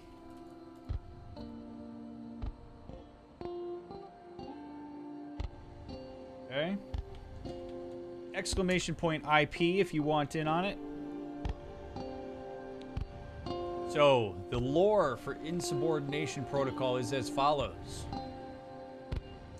The crew is still outside the home solar system, but finally within range of mission control. Surprised, mission control scrambles to make sense of the crew's pending arrival. Tension mounts as Voyager 77 passively indicates that he is aware that they were never meant to return. The crew is disappointed in mission control's response to their presence, which appears to take a somber rather than excited tone. Focus shifts to how to get the crew home. Mission control suggests that it is not possible, and that this was not the plan. The quest to traverse the Heliopause and enter the solar system is denied. As the crew realizes they will not receive proper help, Voyager 77 decides to employ the insubordination protocol. We're going home whether they like it or not. The crew cheers as they get in touch with a renewed sense of endearment for Voyager 77, who relays the message to mission control. Communication becomes chaotic as Mission Control figures out how to respond to a protocol that has never actually been used before.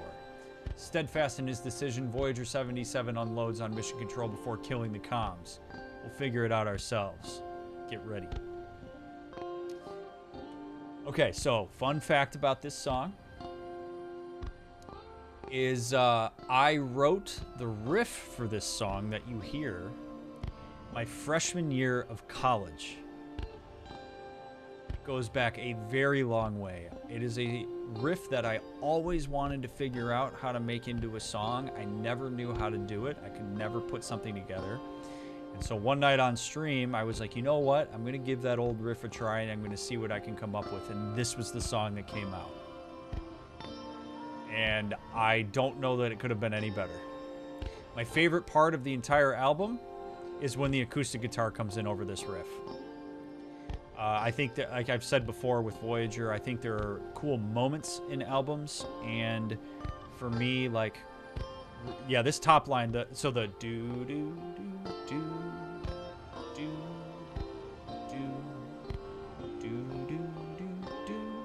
So, like, I could play this over and over because I played it a lot.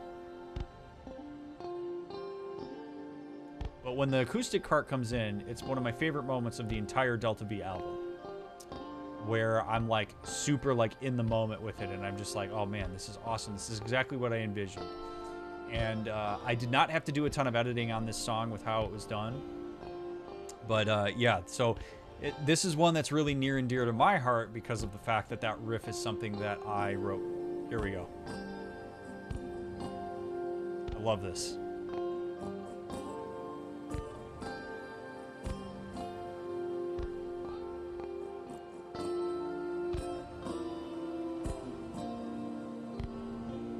Very simple.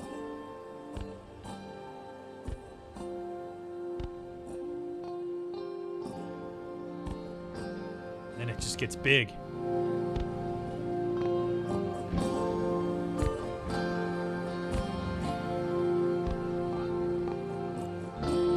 And I think what's really important about this song and why the lore is written the way that it is because it goes from very like calm and hopeful to really like downtrodden and chaotic. And I always envisioned that like the crew is like, wait a minute, are you serious? You're not gonna let us back in?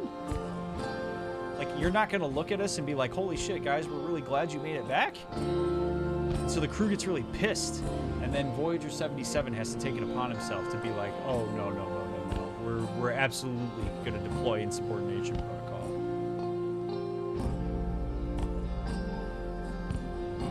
Layers upon layers. Then it gets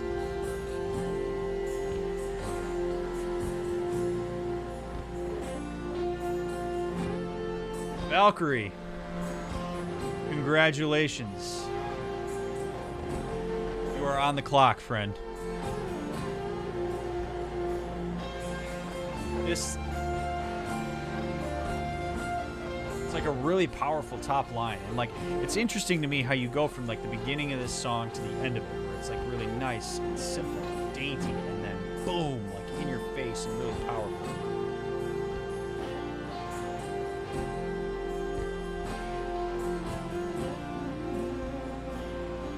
You can actually see the top line in the spectrogram,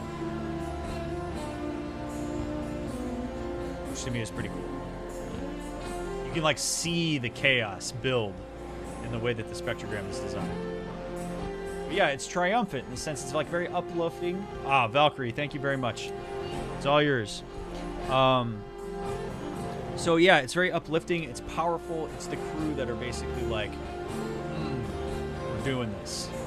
So, but it's a song that has a very special place in my heart because of where the riff came from. So thank you very much, Valkyrie. I really appreciate it.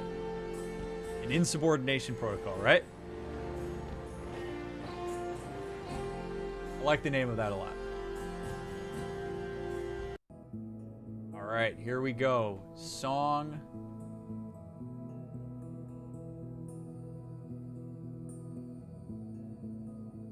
There you are. Song number 9. We're getting there, chat. We're getting there. Song number 9.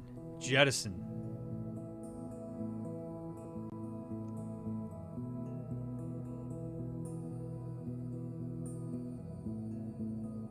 Right, Jettison is on the clock. If you want in on Jettison.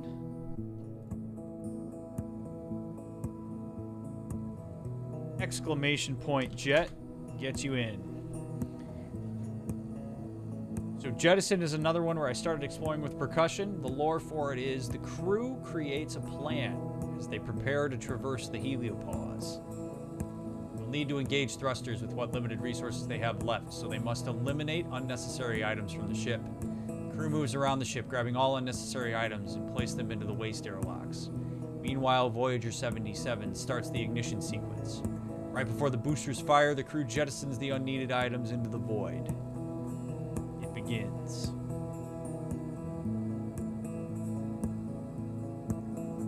This one has another cool build-up. And the spectrogram is really cool because it's like really full and like bright. I think this is the brightest of all the spectrograms. It's because there's a lot of treble in the song. It has kind of a plotting percussion with it. There's like a dual percussion on it. And my imagery for this was always just like people are like, it's like the crew just unloading stuff from the ship and it just gets shot out the airlock. Gotta make sure that we get rid of all the junk. Leave it into space.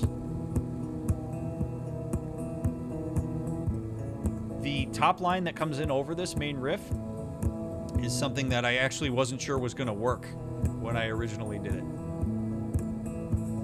And when it did work, I got really excited. And my thought process while I was playing the song was, oh shit, if this works, this song's going to work. So there's a lot of buildup. And part of the buildup in this was because I was actually really anxious because I did not know how to build a song off of this part. Because I was like, I like this, but I don't know what's going to work on top of it. So then I went. And I was like, oh, we're in. If this works,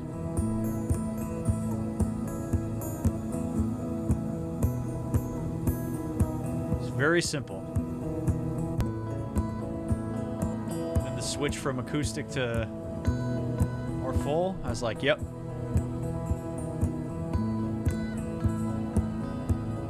And there's a tension in it. Right? Like the crew just applied the insubordination protocol. They're pretty pumped about getting into the Heliopause. But they don't know how this is going to turn out. They need something to focus on. Got a minute left on this one.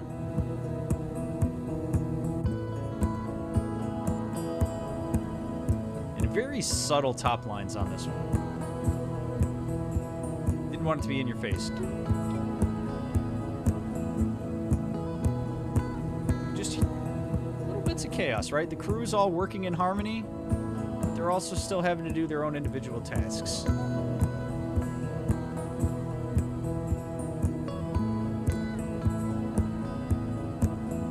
Usually end up moving my head to this one because I really do like the way that this one progresses.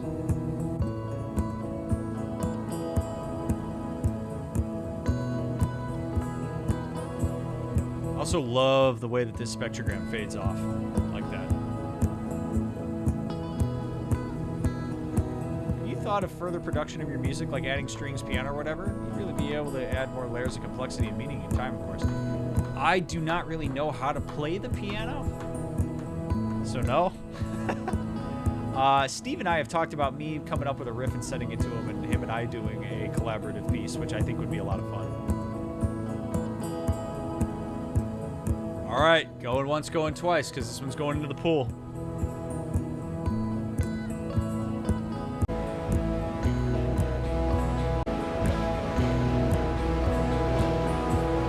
Cruising, baby. As they dump stuff off.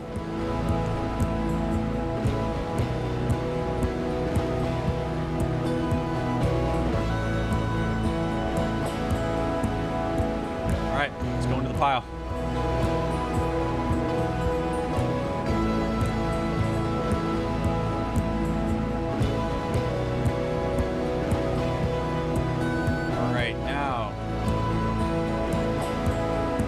DrMick's personal favorite song on the album.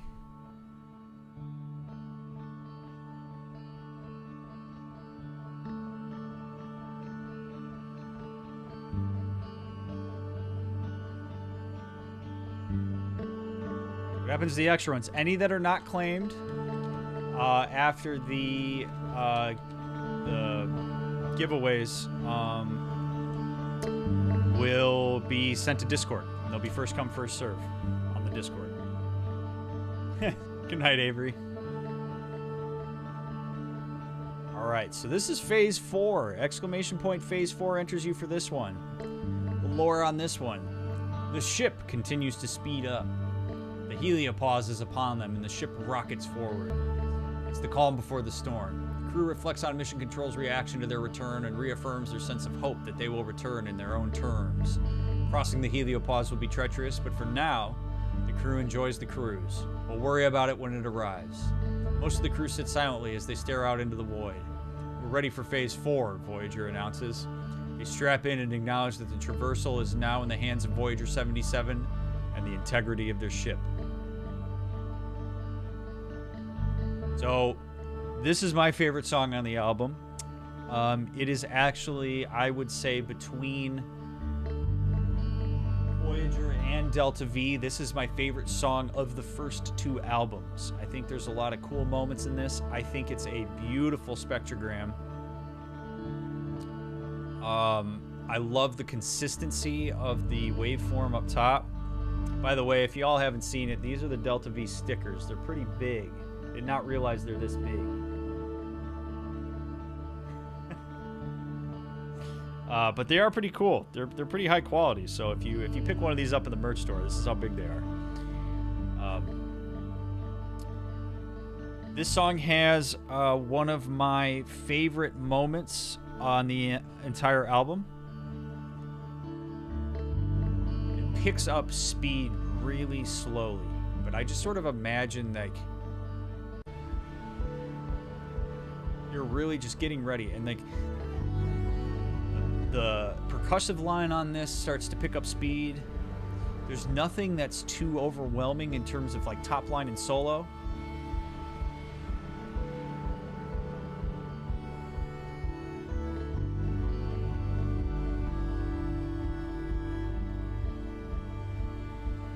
I love, there's a lot of like, if you listen to this in like a good set of headphones, there's a lot going on in a really cool, cohesive way. Hello, Rexel. Good to see you.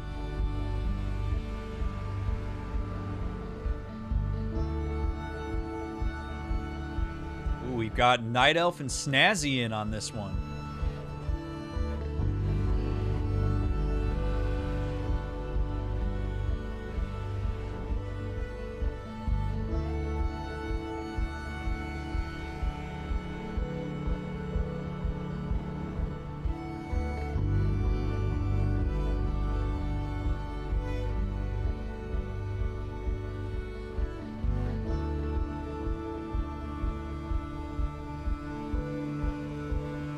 Always gives me water vibes, like a fast running stream.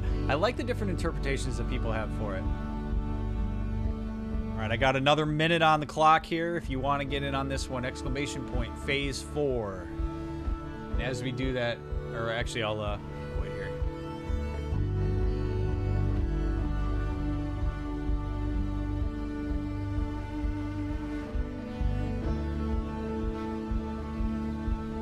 Hey Chris.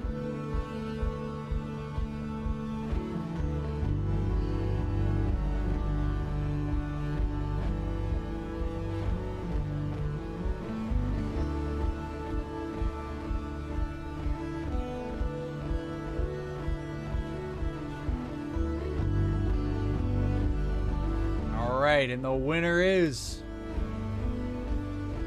the fabulous Night Elf. Congratulations, Night Elf. You are on the clock, friend.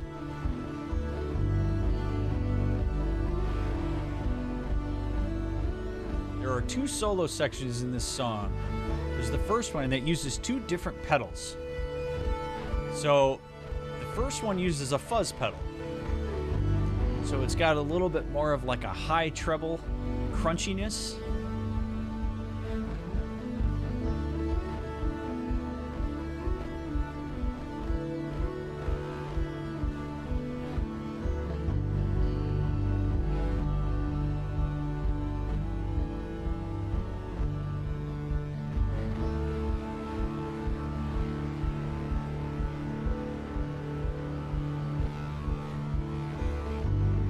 a little bit of like, see, one of the things that I like about this is that with the, oh, thank you, Night Elf. All right, there it is. It's all yours.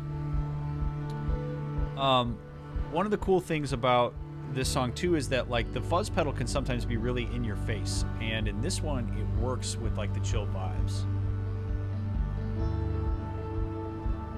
My favorite part of the album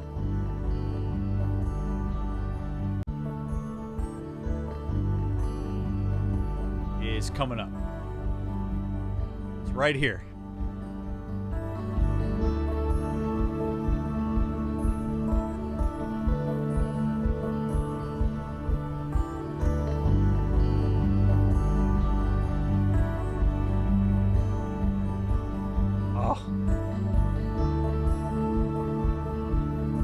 Comes together so well.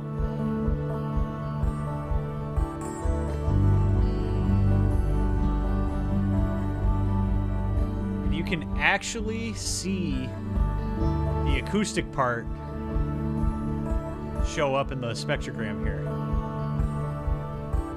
which I really love. But then the second solo part is an overdrive pedal.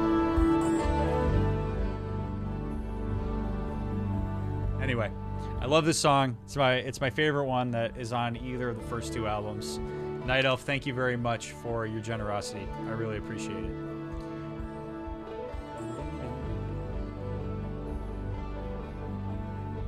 And in a close second, in a very close second, sometimes it might even kind of take over first, but with maybe the most... I really love the spectrogram on this one. We have Miko.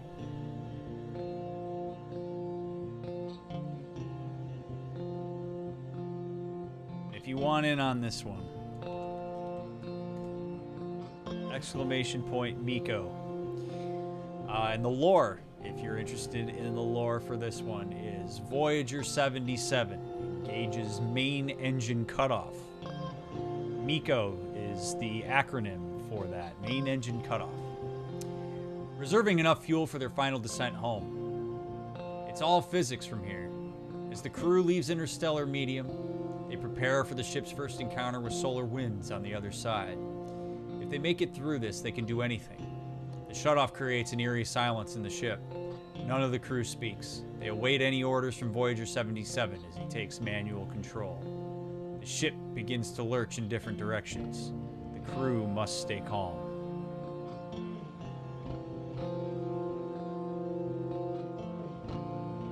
Love the build-up on this song. I have not been able to figure out how to play this again. I have tried a few times. Can't get it to sound right.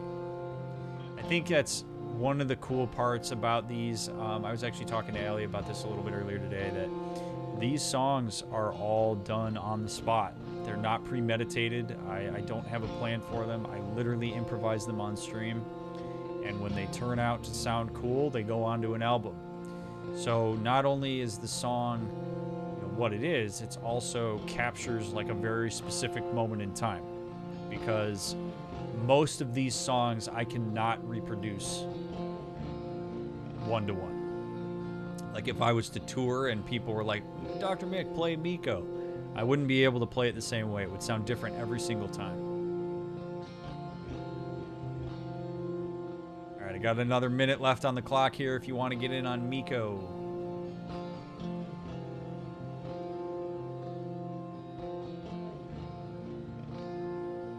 I think one of the things I like about this song too is that there's a sort of had this thought of like, okay, so the ship has to do something to get through the heliopause, and like there's such a anticipation in this. It's very calm, but you can like really feel the tension in the way that the layers intersect with each other. So like I picture the crew is like sitting in the ship, the engines have been shut off, everybody's kind of looking at each other like, oh baby, I really hope this works for us.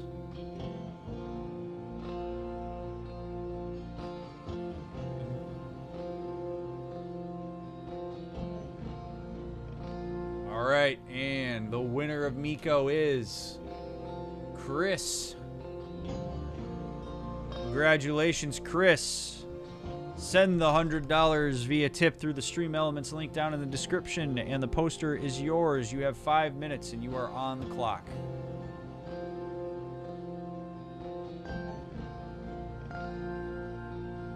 Also one of the few solos that I've ever had, like with this top line, where it kind of comes in as if it's like halfway through. And then it starts. I don't know how it happened that way, but I do like the top line on this.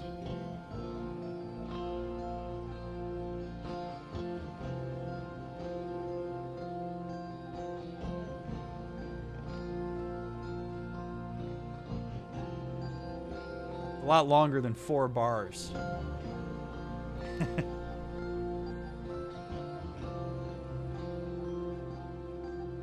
But I think I tend to be drawn towards some of the songs that I don't think I could reproduce again. So I'm like, damn, man. Yeah, I really like the spectrogram on this. I think it's really pretty.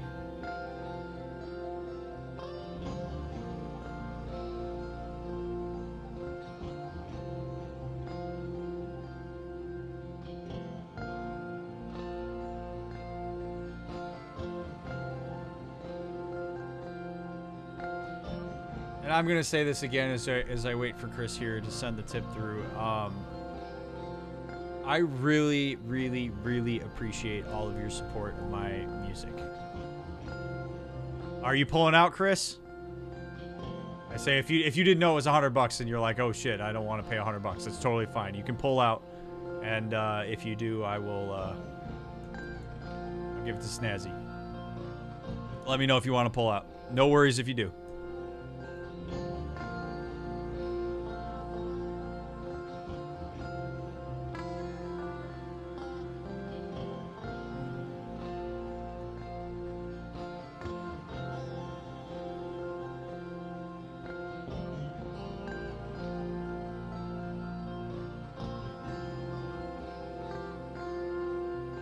This is also a song that I can fall asleep to pretty easy.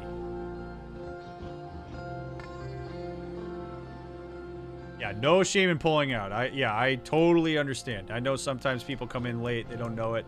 I try to repeat as often as I can. I am not able. I feel awful. I arrive like, no, it's all good, Chris. It's all good, dude. All good. Nothing to feel bad about. All right, Snazzy, if you still want it, it's yours.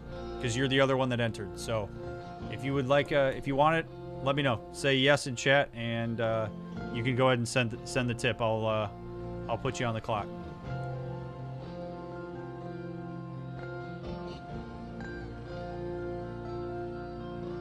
I do want it. All right. Send the tip through, and it's all yours.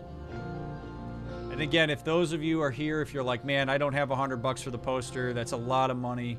I do have a generic version of these posters that is available on the website. The cheapest one is $20. You can get a $20 one. It'll go directly to you. There's also a signed version you can get for $45. These are one of a kind, so that's why they're so expensive. You can only get only one per song. But again, as I was saying, y'all, I really do appreciate that you support my music, that you listen to it. We actually crossed 25,000 plays between Spotify and Apple Music, in addition to however often all of you listen to it if you purchase the albums on the merch store. So I am really, really grateful. This is not a part of the stream that I ever thought would be a thing. I never thought that music was something that I would ever sell or that I would ever put out into the world like this. And the fact that you all have supported it as strongly as you have really means the world to me. So thank you so much for all of that. It's really, really cool of you.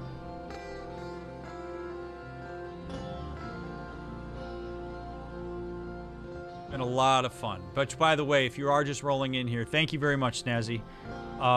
If you are just rolling in here, we're going to do a guitar stream tonight, and it's going to be interactive. So if you want to stick around, if you plan on staying up late with us, I'm going to have an interactive portion of it. It'll be pretty fun. You may find that you have some involvement in the song that's on the next album. All right, Snazzy, thank you very much. To the next one.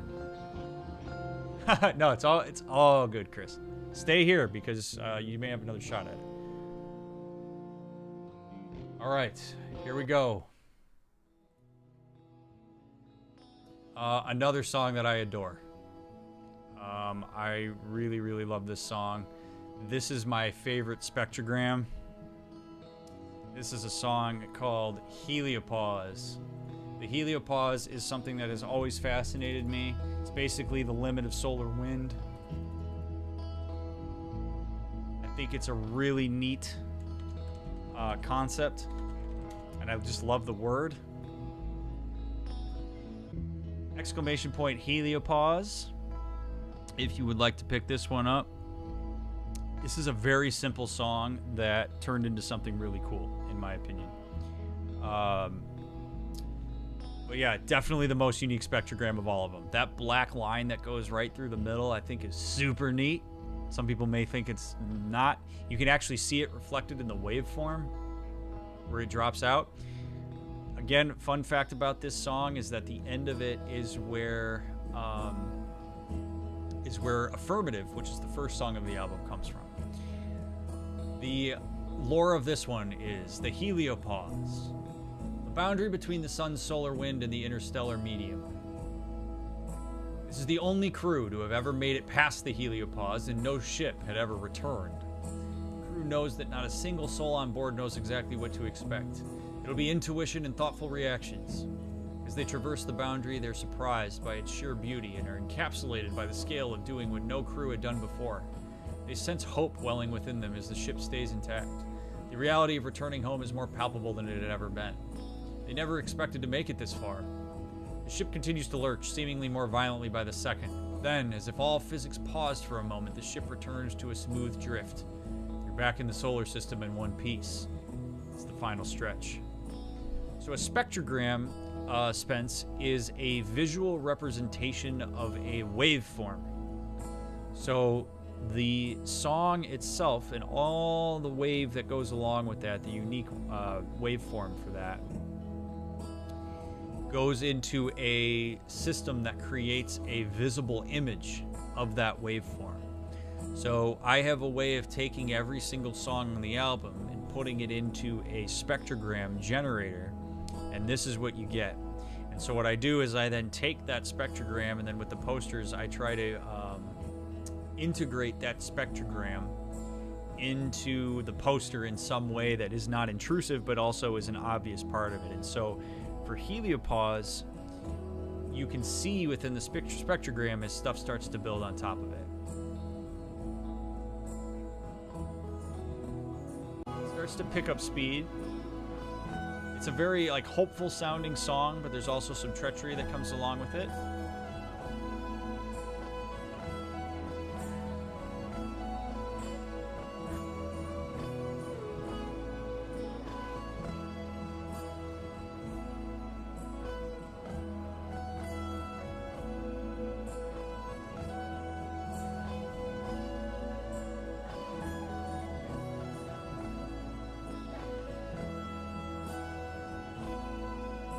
Like to be kind of a pain for the tattoo artist to do. I don't know, actually. I think they'd just be able to trace over it. Like, you could just print it out, put the template on, and then they could just trace over the waveform. I don't think it would be too hard. Songs are so nice to have on in the background. That's what they're there for. Alright, we're going to do a last call for Heliopause. We got a minute left on Heliopause. If anybody wants to enter onto it, exclamation point Heliopause gets you in. No worries if not. Throw it in the pile.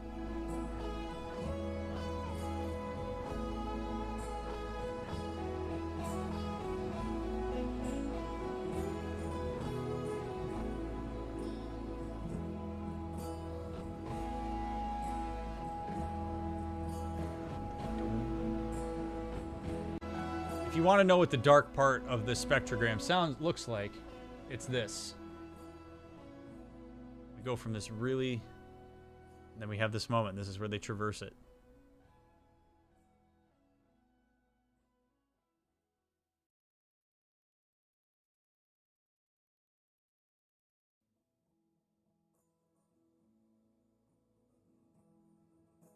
Then it comes back.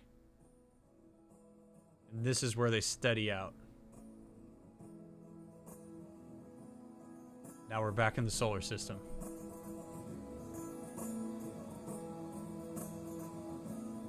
Everybody's super excited.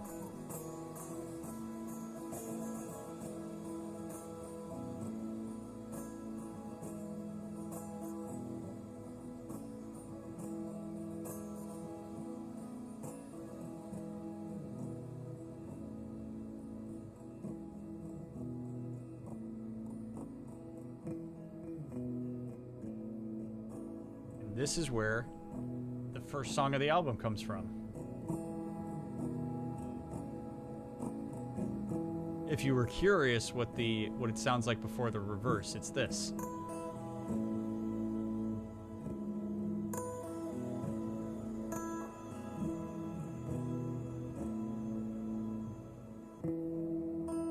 Right here.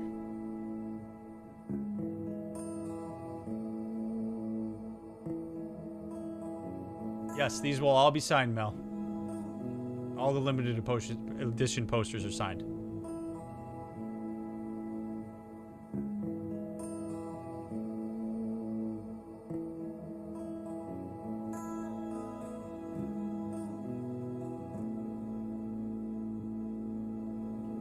Now we're into affirmative.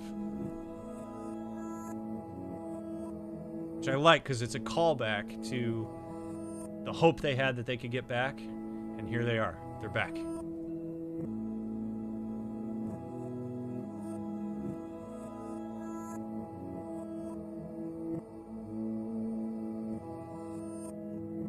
All right. And so then the next song.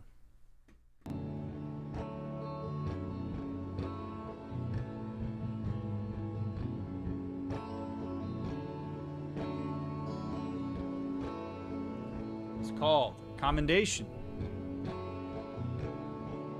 Here's what we got. Sort of an interesting spectrogram because you can see like the real vertical columns here.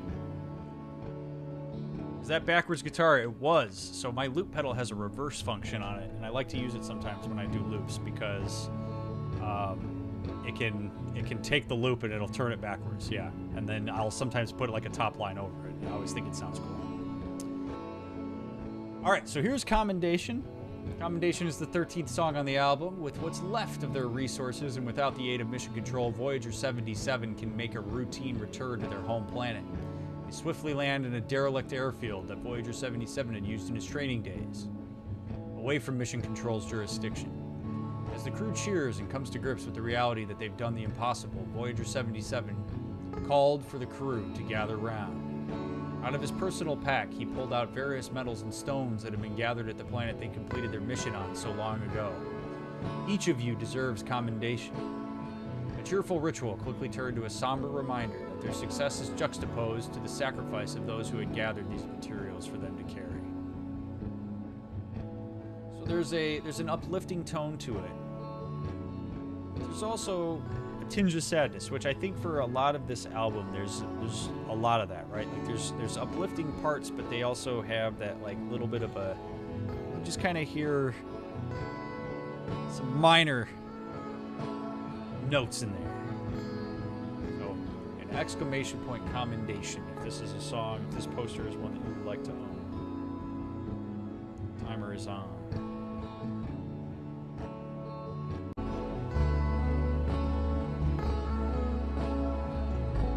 Yeah, I had this thought of like, okay, so when I listen to this, I think of like, wow, like we landed, we actually made it. And then there's this dissonance between, we actually made it, but damn, we really left some people behind, didn't we? People that really mattered to us. We have no way of knowing exactly what it is that went on for them. We can still celebrate that we came home. Do we let who we left behind sour us? Not necessarily.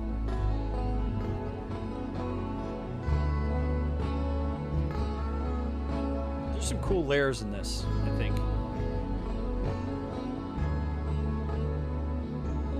And then I like the way that it's sort of like it has like that boom boom boom that ends basically the riff or the chord progression, sort of like a stop every single time. And I think of that as being like this pause to reflect. Every time that comes in, it's like, okay, pause, think, back to the present.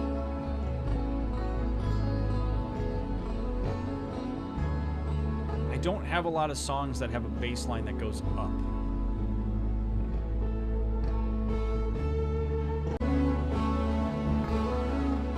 All right, last call.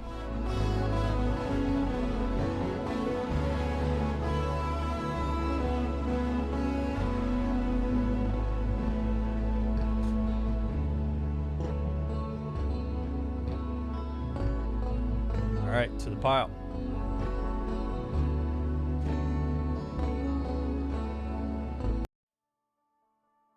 Alright, here's maybe the saddest song I've ever written.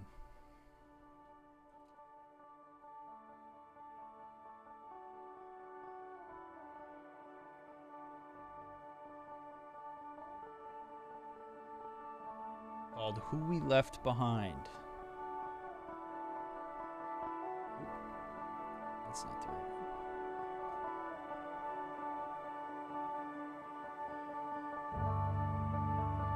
Who We Leave Behind, sorry.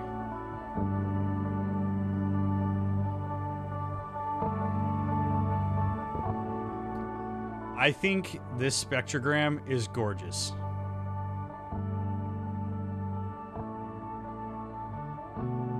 I think it's absolutely gorgeous. Here's the lore. Several crew members were left behind. The crew reflects on every aspect of the journey, both to the mission planet they were never to return from and the trip back home. Everyone had a role. Everyone leaned on everyone. Every person mattered. The crew sits together and engages in an extended moment of silence before vulnerably sharing memories of who couldn't make the return trip with them. This is one of the one song that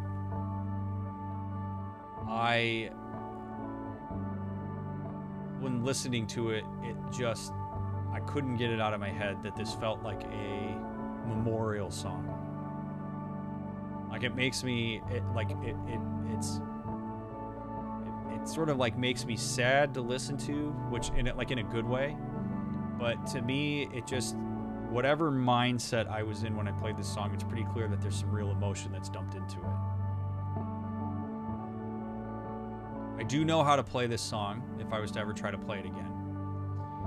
But one of my favorite moments on the album is actually when the solo guitar comes in. Hey, Benita. Right here.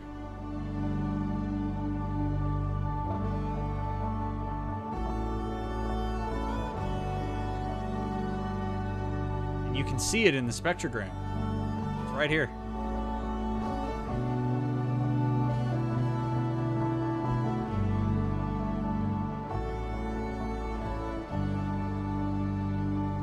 There's always reflection in this. Like, this is one of those things where, like, if I listen to the song, like, I imagine it being played, like, at a funeral or, like, people kind of standing and just really thinking back on the adversity that they went through. Thinking about it as, like, man, it was really terrifying. It was really difficult, but, man. So in supercut form, this song goes on for a long time. Yes, it does. Yes, it does. There were quite a few parts I had to cut from it because they were a little sloppy. There's just a lot of emotion in the top line of this. All right, I'm going to do a last call for it.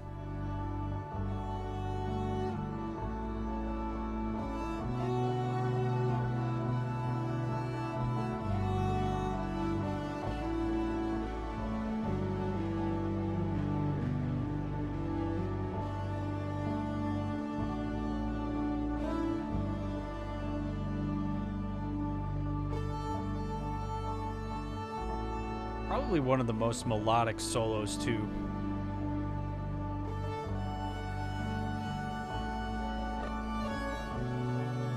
A lot of legato.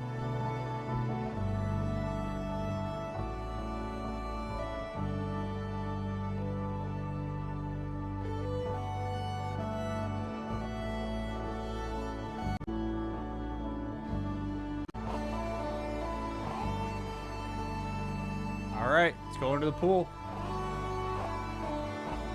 And last but not least,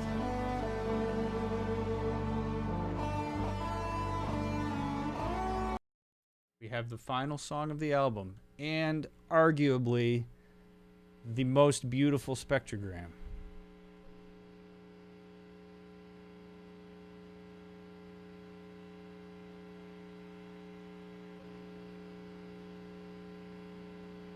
Sort of an interesting idea with this one, which was to let the buzz go. And And then Deuce do a little song on top of it. It's very simple. But it's, to me, it's a really cool end to the album. We rewind back to the mission planet. The crew who stayed behind watches as Voyager 77's ship disappears into the atmosphere. They all know there will be a vanishing point. And though they're hopeful the crew will return home, they know it's a long shot. As they turn to walk back to their makeshift camp, they accept that they will never know whether the trip will be successful.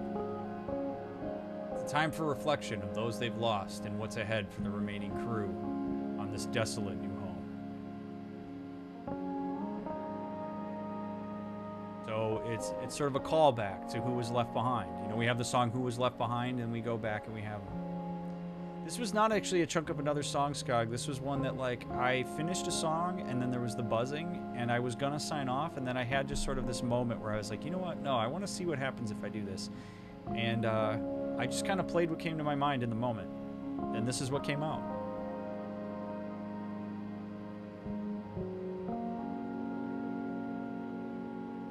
I love the music of this, but for some reason the buzzing bothers me. I could totally understand that. I could see how it would bug some people.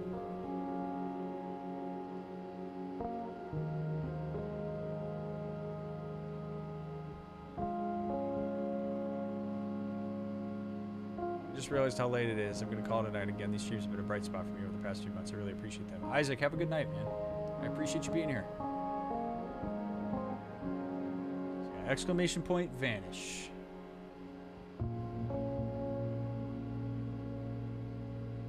This is, by the way, this is not a loop. This is the only song on all the albums that is not a loop. It is literally just me playing on top of the buzzing. No, but no loop. No second part. Just guitar. I really love the spectrogram for this song.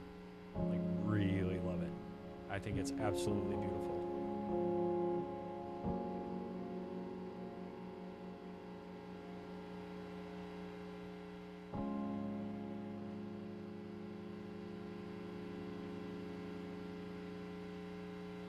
I also like that the album ends on the static.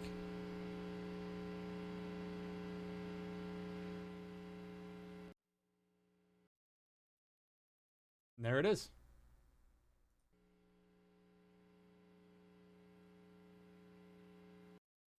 Okay. All right, so that one's going to go to the pile too. Okay, so here's how we're going to do this.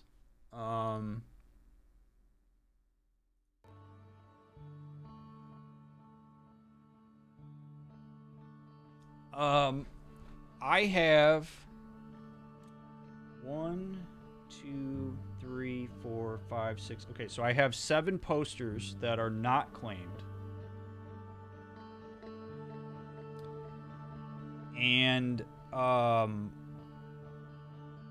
so what we're going to do is I'm going to give anybody in chat who, because now we're kind of at like sort of at first come first serve because we made it through.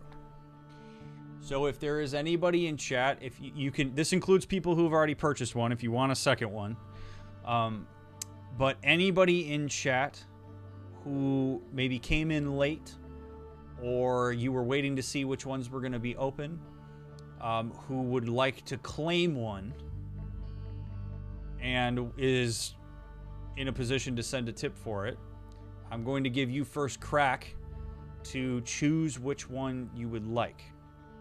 Okay, so I have Countdown to Launch, Debris Field, Jettison, Heliopause, Commendation, Who We Leave Behind, and Vanishing Point. And if there's any that you want me to, I can play some of them so that you all know what they sound like.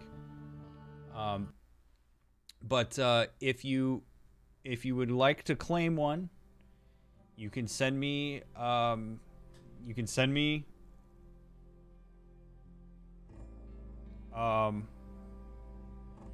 and this again, this is for anybody who has the 100 and is like, I'm willing to drop the 100.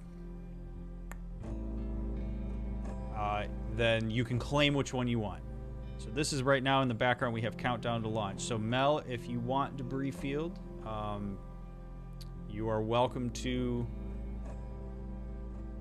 shoot me a tip. I do ask before you send me the tip to make sure you say something in chat, because I don't want to have 2 tips come through where people claim the song. So make sure you tell me which one you want first. So Mel, if you want Debris Field and you're sending the tip, you're welcome to do that. If you are... I don't have a PayPal. Okay. You're good. All right, so Debris Field is off the table. Debris Field is Mel's. If anybody else wants to claim one, you can. Again, if you want me to play any of the other ones, you can. No pressure. I'm going to send these to Discord for any that aren't claimed. But I want to make sure that anybody who wants to purchase one, make sure that they get first crack at the one that they want. So you're good, Mel. You're locked in for it.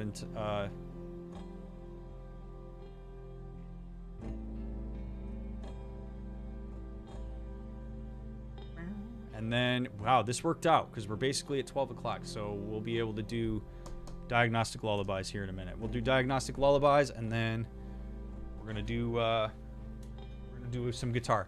I just want to say again, thank you very much for all of your support. Those of you that purchased a song, thank you for doing that. I mean a Stream Elements tip. So down in the description, there's a Stream Elements link. So it's a tip through that. So not a super chat. A tip through the Stream Elements link that's down in the description. Also, I guess I could probably copy paste that. Hold on, let me copy paste that into chat as well. I should have done that at the beginning. There you go. That link, which I will pin. Okay, Mel, was that you?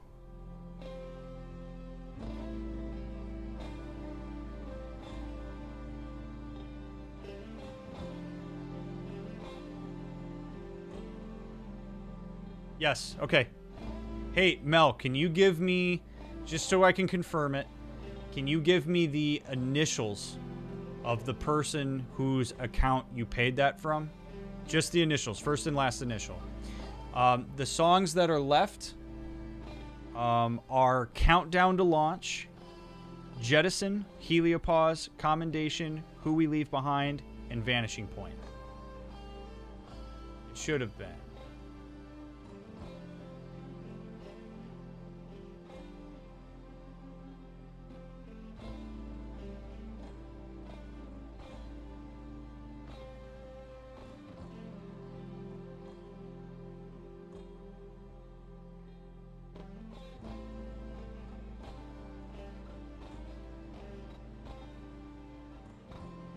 That is not the initials that came through.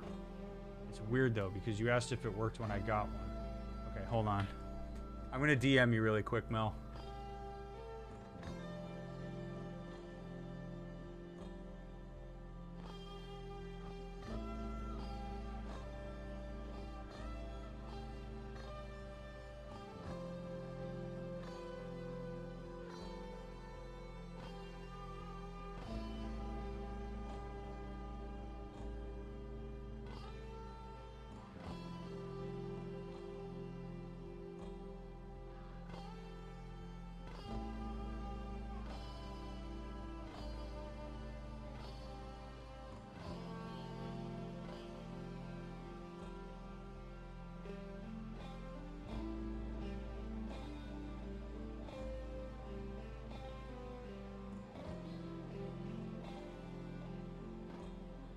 Okay, hold on a second. Okay, so somebody sent an anonymous tip and wrote Debris Field, but I don't know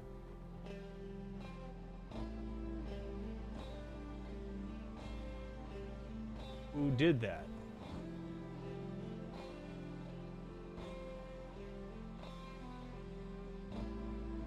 If that was you,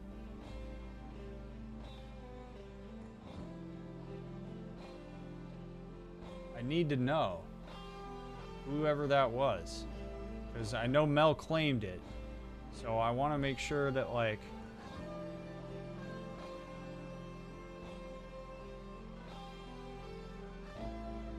All the tip message says is debris field.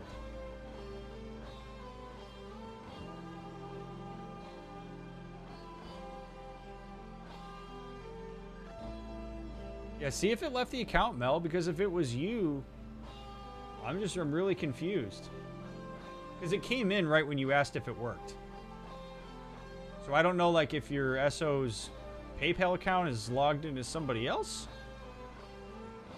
or if the name is different.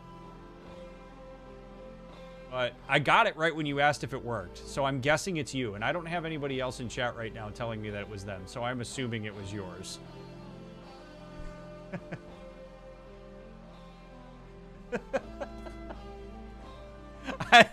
I don't know. As far as I'm concerned, it's yours because nobody in chat claimed it. So I don't know. It's super weird. Wait, no, there it is. Holy shit. Okay, no, Mel, I got it. Okay, I got it. So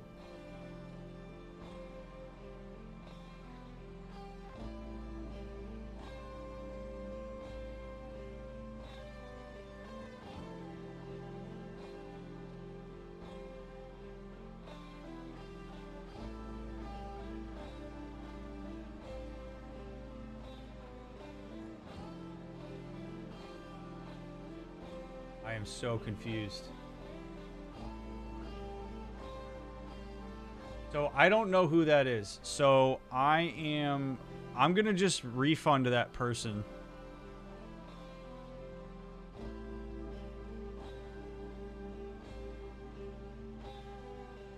Because yeah, I don't know who that is. But I got yours, Mel.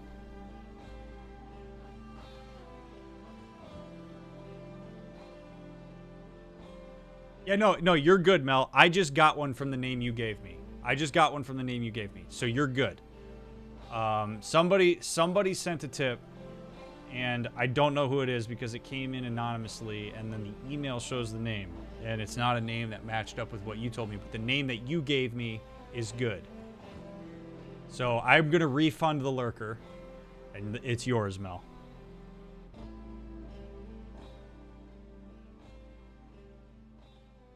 Super weird. It was weird because it came in right when your message asked, did that work? No idea.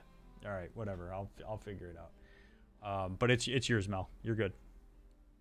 Okay, so what we have left, we have Countdown to Launch, Jettison, Heliopause, Commendation, Who We Leave Behind, and Vanishing. So if anybody here wants to claim one, you are definitely welcome to do that. I'm going to set a timer here. After the timer goes off, I'm going to set the timer for 2 minutes. If nobody sends me a message saying that they want to claim one, then we're on to the 2 giveaways. Countdown, Jettison, Heliopause, Commendation, Who We Leave Behind, and Vanishing Point.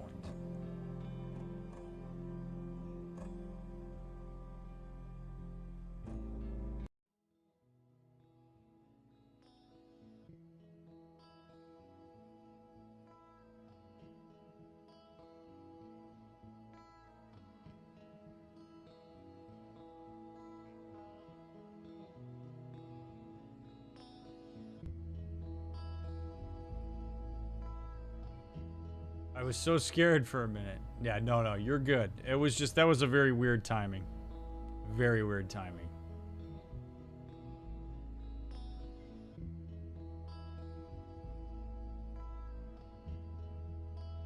Vanishing Point one is very pretty, but I got my poster already, yeah. And yeah, I mean, if people want a second one, I guess you can. It's a lot of wall space dedicated to Delta V, but 50 seconds.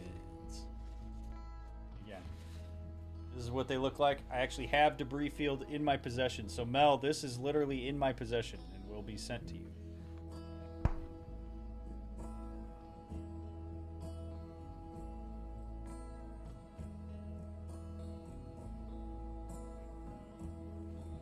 They're 18 by 24 for anybody who wants to purchase a frame in advance.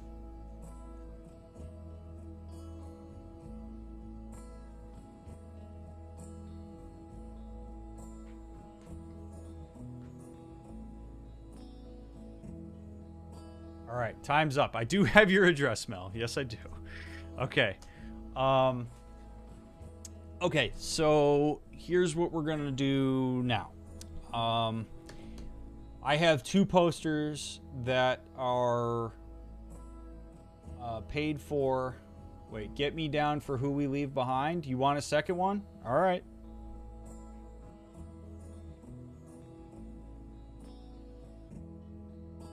If you want Who We Leave Behind, dude, it's just send it through, and I will. I'll take it off the list.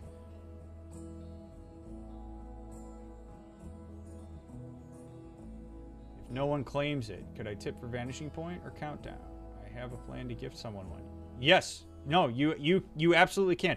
If anybody wants to pay for one, you're welcome to do that before I do the giveaway, because I want to give people who are willing to tip for it first priority. So if you want to give one as a gift, you just give me their information and I will send it. I can either send it to them directly or I can send it to you.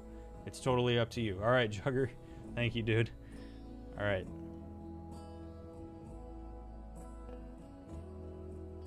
All right. It's yours, Jugger. Got it. You're good. You're locked in. Thanks for the 69 cents. Nice.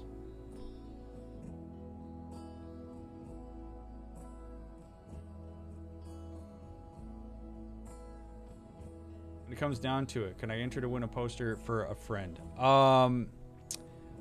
I would prefer, since you, for the giveaways, the giveaways are going to go for people who are here.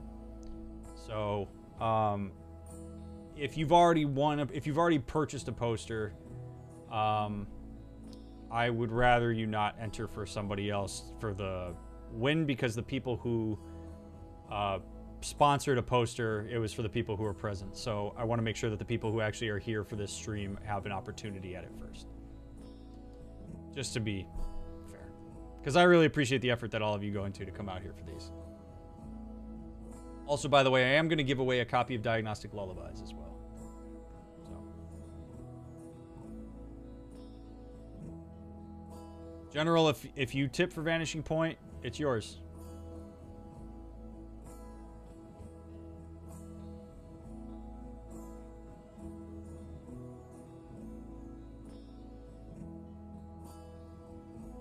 Might as well get 2 to compensate. Well, I appreciate it, dude. You wanted to enter for Jamin since... Oh. Well, I mean, since Jamin's here, Jamin can enter for the giveaway. So, Jamin, you can enter yourself. Yeah. Figure since I was unable to... Oh, I just read that, yeah. So, since Jamin's here, Jamin, you can enter, so... Alright. Alright, cool, General. 1 for Vanishing Point. Got it. Okay.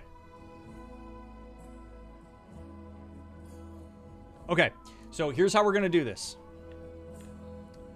I'm going to enter this. We're going to say...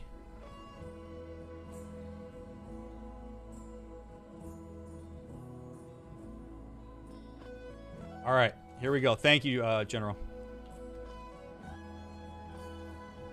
All right, so we are going to do the first one. So here's how this is going to work. You can enter this using the code, and you will, whoever wins this roll will get to choose whichever poster you want.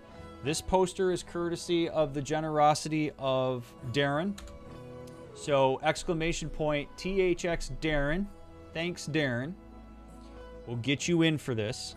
If you've already purchased a poster, please do not enter. If you already purchased a poster, I want to spread the love here. Okay, so if you already purchased one, please do not enter. So thank you, Darren. Appreciate it. The only thing you will need to do is be willing to give me your name and your address, and I will get it sent to you.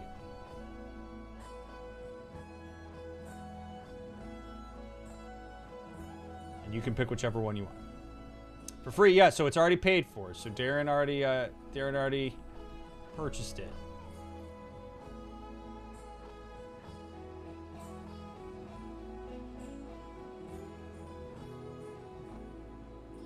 Yeah, you do not owe anything if you win this poster. These are sponsored.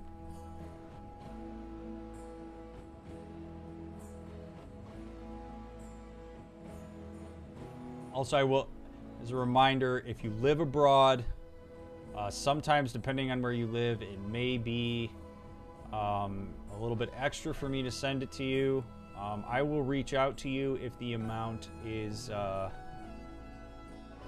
high to work together for that, but it should be okay. So if you're not in the U.S., generally the rule that I've had is if you're not in the U.S., the only thing I ask is that you pay for shipping. So if shipping is like, you know, $20 or something like that, I just ask that you cover that. It depends on where you live. The UK is not that. Oh, if abroad wins, I'll cover that. Okay, cool. So, all right. So I will let Darren know how much it is. So you're good. If you're abroad, get in here. Get in here, Darren. You are awesome. I really appreciate it. We're doing the roll for this poster that you sponsored. So if you're abroad, you can enter because Darren's covering it. Very, very, very generous of you to do, friend. I really appreciate it.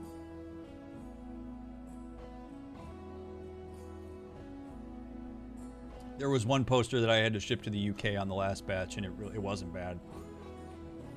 But like, if I had to send it to like South Africa or Argentina or something, it might be a little more crazy. All right, last call. Last call. THX Darren. All you got to do is give me your name and your address, and you get to pick which poster you want. So make sure you're in. Exclamation point THX Darren. D-A-R-R-E-N.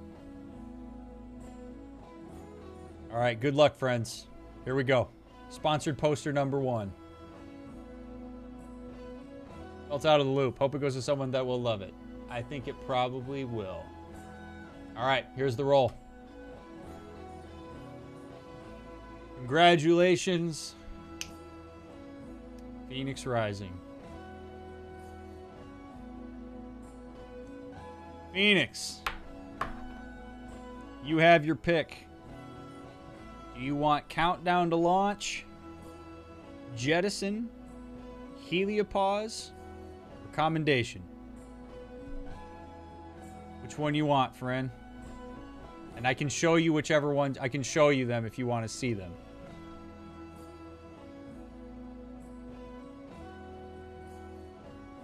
If you're not sure which one you want. I'll let you, I would love Jettison. You got it.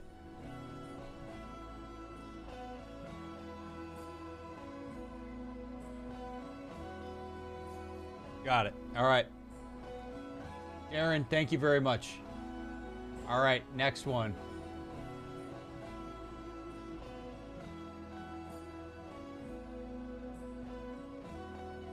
Okay. The second one was sent by the lovely PMS Anonymous. Not actual Anonymous, PMS Anonymous. So we're going to do THX PMS. Thanks, PMS. Okay. And that will get you in for a poster that's sponsored by her. This one is one where, again, if you're international, depending on where you live, there may be a shipping cost. But otherwise, if you're domestic, you're good. We'll see. I mean, if the shipping cost is not that bad, I'm not going to worry about it. It's just, it depends on some places. Some places it can be pretty outrageous in terms of how much it costs to send. So if that ends up being the case, then, because I have to send it through custom. I get a custom sheet and all this shit. So, oh, Darren will cover shipping. All right. Well, thank you. There you go. Enter if you're abroad. Dude, you're a VIP, Darren. I really appreciate it, dude. I really do. All right, but this poster is courtesy of PMS Anonymous. International shipping charges courtesy of Darren. I love it.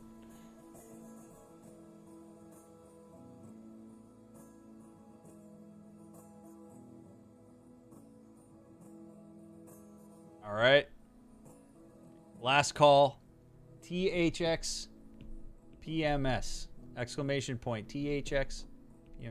DM'd you my address and stuff on Discord. Awesome. Perfect, Phoenix.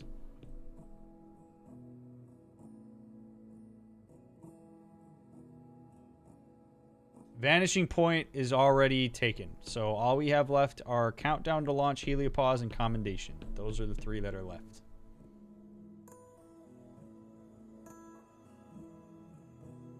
All right, here we go.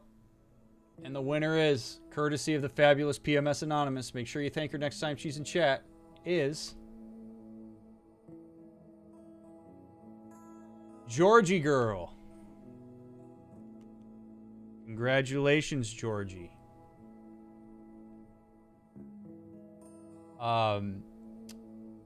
Georgie, let me know which one you want.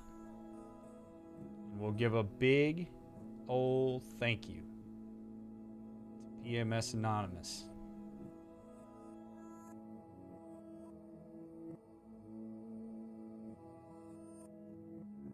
Your choices again are Countdown to Launch, Heliopause, and Commendation.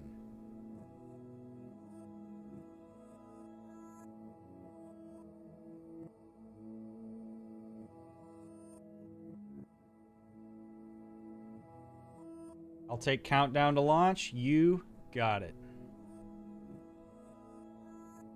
Okay.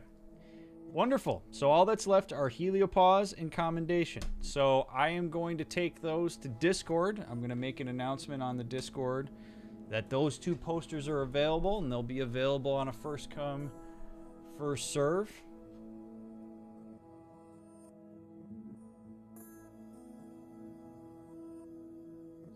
So yeah, that's where those are gonna go.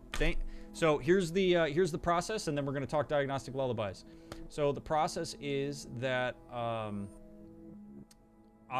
am going to order all the posters that were purchased. Those usually take about a week and a half to get to me. As soon as they get here, I will sign them. I will write a little note on the back, and then I will put them back in the tube. And then I will take them all at once to the post office, and I will ship them off. My guess is that you will probably get them within probably about 4 weeks would be my guess. Probably but within a month from today, you will probably receive your poster, just to be conservative with the estimate. Congratulations to those of you that got the poster you wanted. I really appreciate your generosity. Thank you so much for supporting. Yeah, I know. You're good. You're good, Darren. They're both, I think, domestic. Georgie, are you in the United States? I know Phoenix is. Are you including the lore with them? I will... yes. That's part of it. Yes. It will have the lore. It will certainly arrive in good condition. They will indeed. They arrive in these nice... tubes. All right. Cool. Thank you all for your generosity on this. It's really cool that y'all are willing to support this in the way that you are. I am very, very, very grateful for it. Okay. Here's what we're gonna do now. I have one from the last go around in the next room. It's good stuff. They are really good quality. I'm really happy with the quality of them. I have no complaints at all about that. Do I DM you through Discord? Yes, Discord would be ideal. So Georgie, if you're friends with me on Discord, or like you don't have to be friends with me, but you can DM me on Discord. Just shoot me your address and your name, and I will get it sent to you. Okay, so now we're going to change pace here, chat.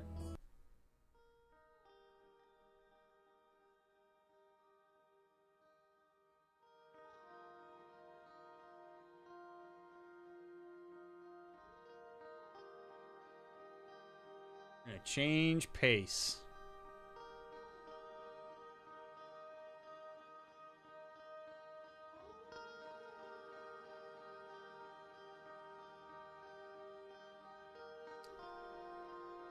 Now, a quick note here about Diagnostic Lullabies, album number 3. It is available. However, stupid ass merch store decided that it was going to copyright claim me on my own music. So it is unfortunately not listed on the merch store currently. However, it is available. So at 9:20, so I uploaded the album this afternoon, all was good. At 9:27 p.m., I received a message from Spring that said that my content was copyright claimed. It was flagged, despite the fact that I own the copyright and that I wrote the music. Mind-blowing to me. I don't know of anything else called Diagnostic Lullabies. Whatever. So they claimed it. I counterclaimed it. So hopefully it'll be up on the store eventually. But what we're going to do is, if you would like a copy of Diagnostic Lullabies, if you were intending to purchase it, you can either send a tip or you can send a super chat, whichever one you like, for $20. And then DM me on Discord and tell me that you did that, and I will send you the album directly. Before I do that, I would like to show you all what is on, like what you get when you purchase the album this way, because the album will be available on Spotify and Apple Music and YouTube Music and Amazon Music next Sunday. It'll be available on the 4th. When you purchase the album on the merch store or through me, it benefits the stream directly. If you listen to it on Spotify, I do make money, but I make 0.3 of a cent on every play that you have. That's totally fine.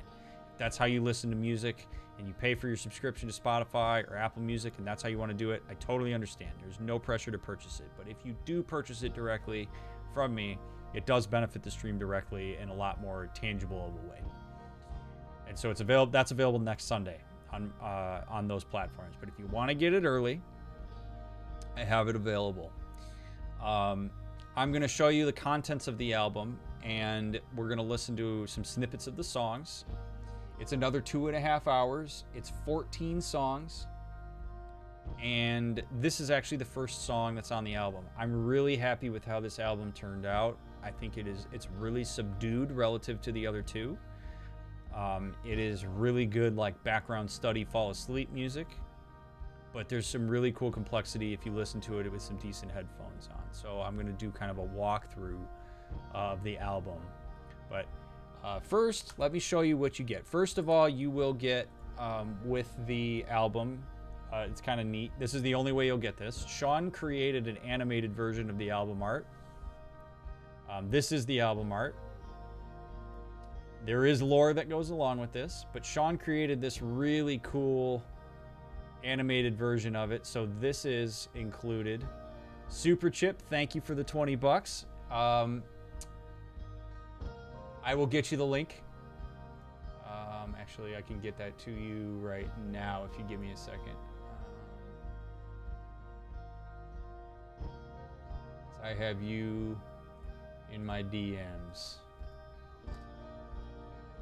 Oh, actually, no. Sorry. Send me a DM. I have to upload the new version of this, so I will get it to you right after stream. I will get it to you. Okay? So this first song is called Lagged Recall. So you get this. You get the animated album cover, which I think is pretty cool. Sean did a really bang-up job with this, which I appreciate. The other thing that you get in the album, in addition to the album art and the songs, is there is lore associated with it. I'm going to give you a snippet of the lore, but if you want the full lore, you will have to purchase the album. Now, the lore is a little bit different this time around. It's a little more cryptic. It does connect with other lore from the other albums. But as we listen to Lagged Recall in the background, I will read the lore for you. There's 2 pieces of lore for every song. And so the song that you're currently hearing in your ears Goes like this. Sometimes it takes a while to remember things. Details are fuzzy, timelines are scrambled, context is missing. Like with dreams, not all of our reality is banked in our memories. Where do we draw from? How do we manage the psychological floating that happens in the meantime? As we remember bits, momentum builds as we piece together the narrative. Do we accept that not all of it is objectively accurate? And then in gold, we have the story of Cosmonaut 44. As Cosmonaut 44 awakens, all context for the current situation is missing. It's dark. Obviously, some series of events led to this moment. He's floating. He knows that. And he's alone. Are the memories he's recalling real? They must be. But they seem dreamlike. What's the difference? Oxygen is low. About 2 hours if he breathes in his current pace, give or take. As his brain's processing speed climbs, Cosmonaut 44 attends to a sense of confidence that he can still figure this out. Just has to remember how he got here.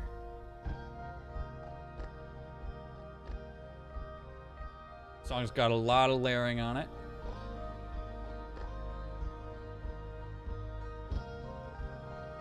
Kind of culminates into a... Again, the whole vibe of this album is very subdued. So you get a lot of this kind of vibe. Jugger, thank you for the 20 bucks. I will make sure I get this sent to you.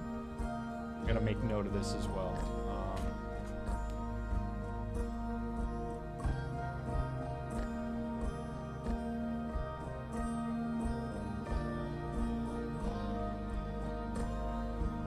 Sends these. Okay, so this is number 1. Song number 2 is called Hypersomnolence, or Hypersomnolence, Hypersomnolence, however you want to say it. And the lore for it is excessive sleepiness when a person expects to be fully awake and alert. A not always so subtle reminder that we can be trapped by our biology even when a given process is unwelcome. Even as life presents novel moments, the allure of drowsiness can take hold with a steady, relentless cadence. Cosmonaut 44 realizes that the next moments will require significant focus, but he's tired despite having just awakened.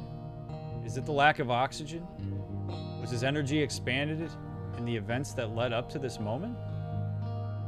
Or expended, sorry, not expanded. His eyelids are heavy. He holds his breath to get a shot of adrenaline and save some oxygen in the process. His ideas run through his mind, so do thoughts of sleep. He always heard sleep was the way to go.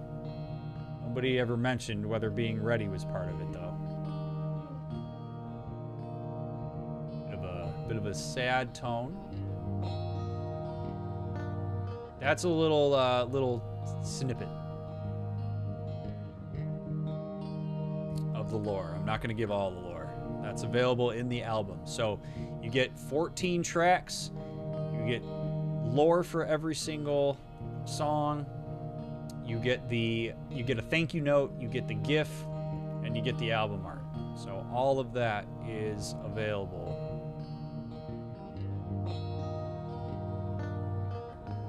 So what I'm going to do is, in celebration of the release, I am going to give away one free copy.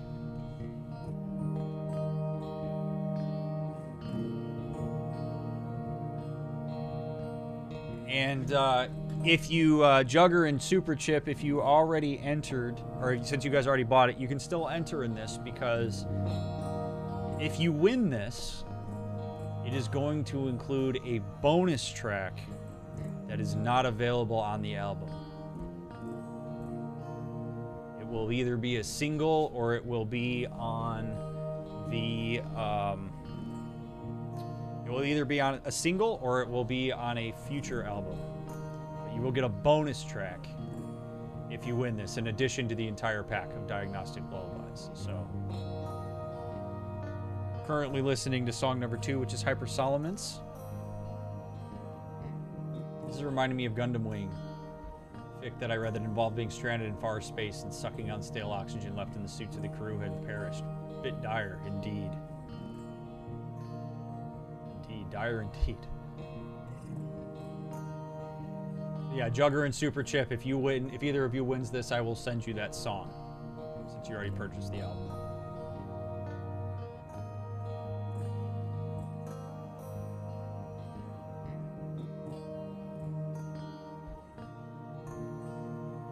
These songs are, so yeah, I'm going to skip ahead a little bit. You can kind of hear the subdued nature of the album.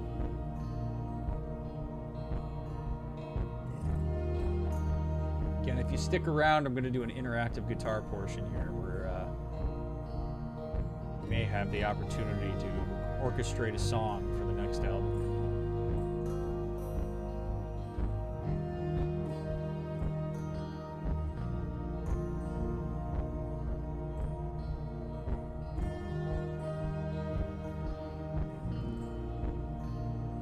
Last call.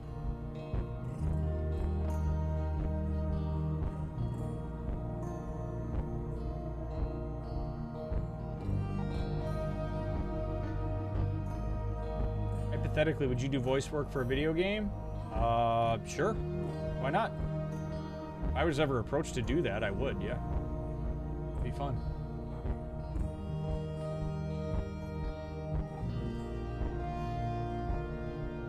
E-dubs. Congratulations. Shoot me a message on Discord.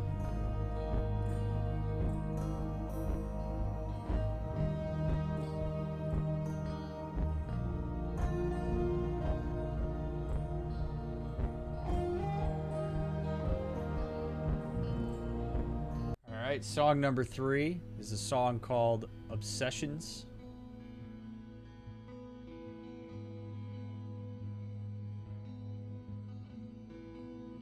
Probably my favorite song on the album. But again, $20. So I saw somebody ask. It's $20. If you send a super chat or a tip for $20, I will send you a link to Diagnostic Lullabies via Discord. The merch store copyright claimed me on my own music, which is really stupid. What's up, Altmaster?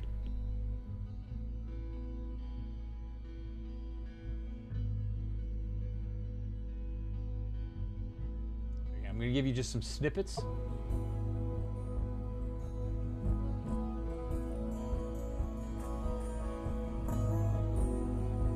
And the album art for this was designed by me.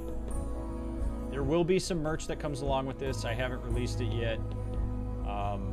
There will be like a shirt and a sticker and stuff. So if you've been collecting those, you'll be able to get one for Diagnostic Lullabies. I usually like to release those alongside the Spotify release.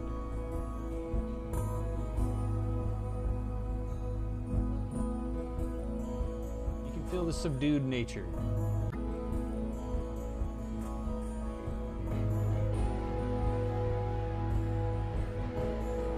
Oh yeah, you'll also get the track list.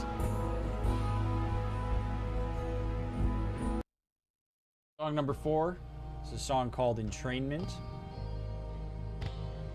Again, there's lore for all of these. I'm just going to do a few snippets of these, and then we're going to do some guitar. And again, I'm really grateful for all of your support of the channel, friends. Thank you so much for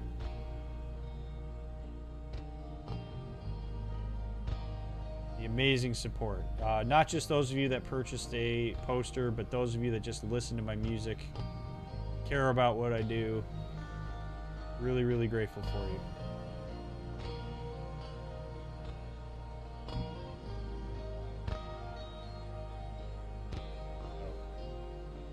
It's called Entrainment. There's a lot of sleep-related song on it. Altmaster, thank you. Music? That's so stupid. Did you try to get it reversed? I did. Altmaster, thank you very much. Shoot me a DM on Discord, and I'll make sure that you get your album.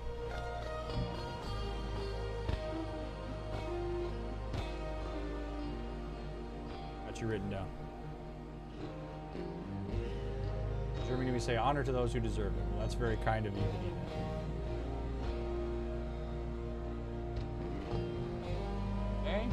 Song number 5 is called Cathemeral. It's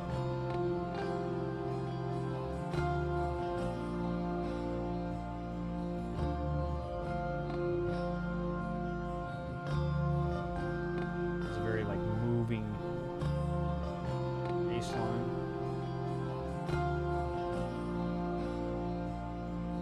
I'm really excited about this one. I think there's a maturity to this album. Delta V was very cohesive, has a really kind of like flows together. This album flows really well. It has a common theme, but there's some like new ideas in this album that I'm pretty excited about. Every time I listen to music, it helps me fall asleep at night. I'm so glad, Super Chip. Doc, we're here because you're built the most welcoming community. It's been my goal, man. And you all have maintained it. It's great.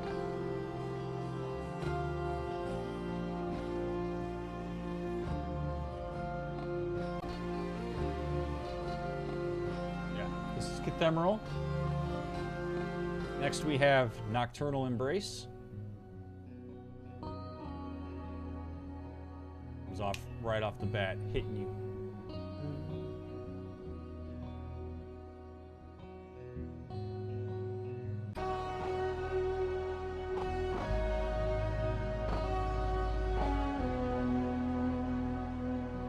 These are, seriously, if you're a person that likes to listen to my music when you fall asleep, will get it done. I promise.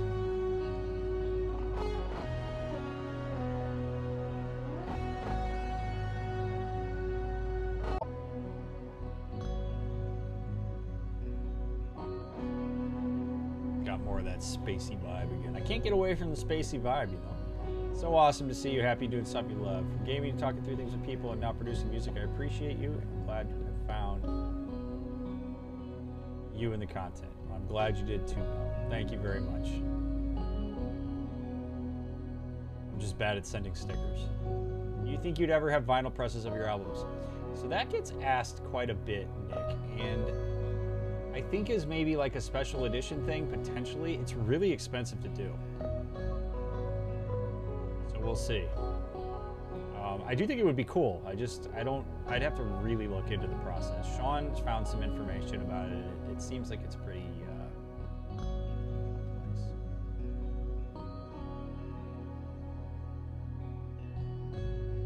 So this is Nocturnal Embrace. Allow sleep to just, grab you. Now we have in connection to, song number 3 was Obsessions. The next song is called Compulsions. No, that's not by accident. Obsessions and Compulsions actually came from the same stream.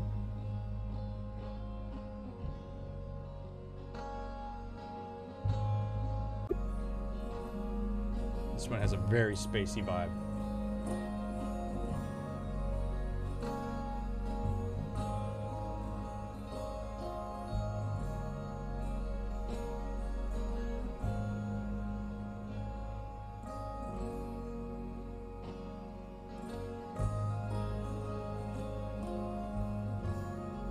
Made a dedicated playlist for both albums on Spotify just for sleep. Well, you can add this one to it. This one has such a cheerful tone for such a name, I know.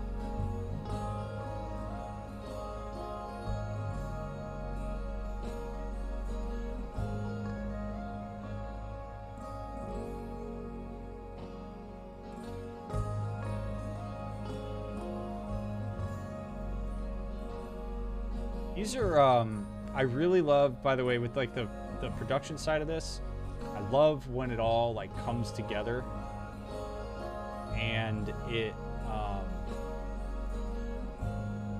like after it's mastered, like the difference between the initial and the remastered version is usually pretty significant. I think Skog could probably attest to that because Skog always hears the raw ones because Skog sends me a lot of them, but the sound quality when I go in there and really poke around with it, it really comes to life, and I'm pretty excited about it. Like this one really just, it opened up when I started mastering it.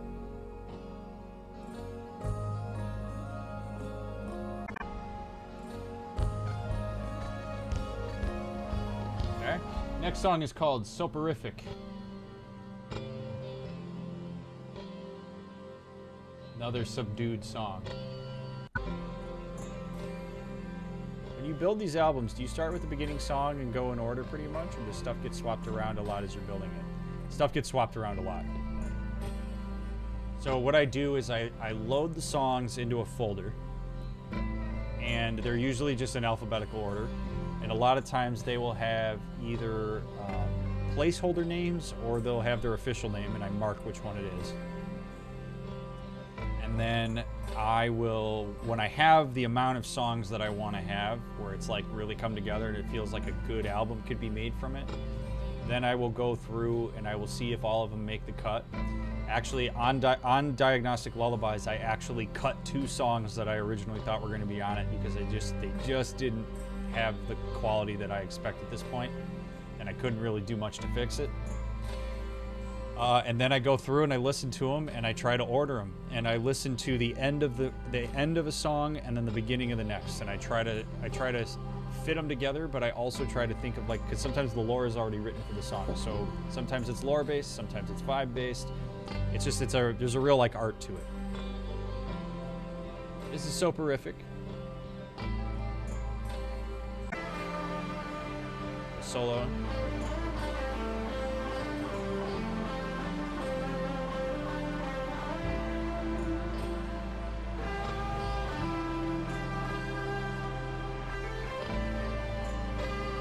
I like this one a lot. Okay. Next we have White Noise. I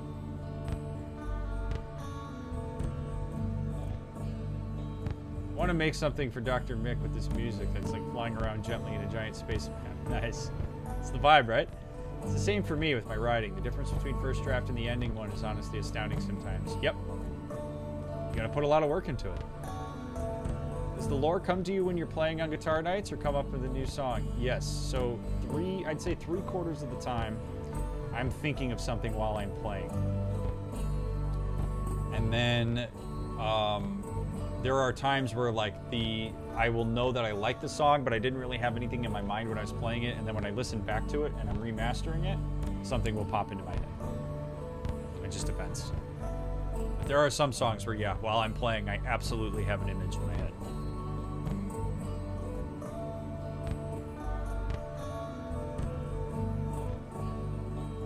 There's a lot more percussion in this album. Thinking about making a space movie with all your music. That would be neat. That would be neat. All right. After White Noise, we have Altruism. Good night, Valkyrie.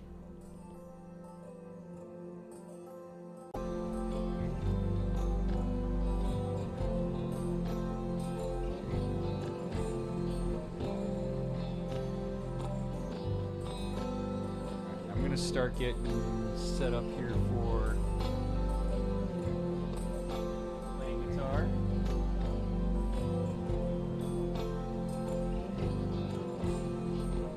We're gonna have an interactive guitar sesh.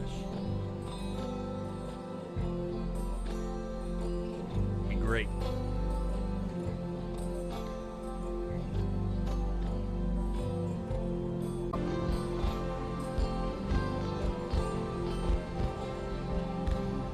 Love this one.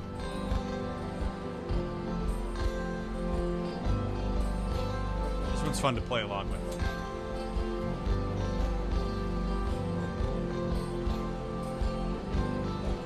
Okay. Next we have Spotlight Effect, which for some people you'll probably figure out why I think this is cleverly named.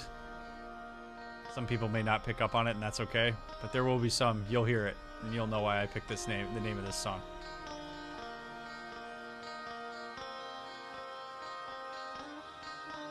This one builds up significantly.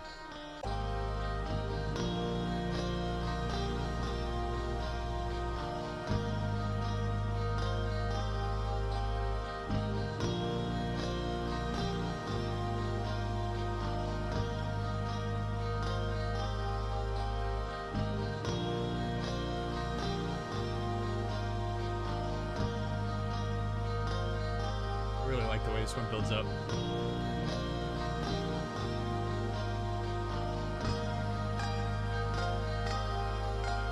I didn't notice the melody on this until you pointed it out.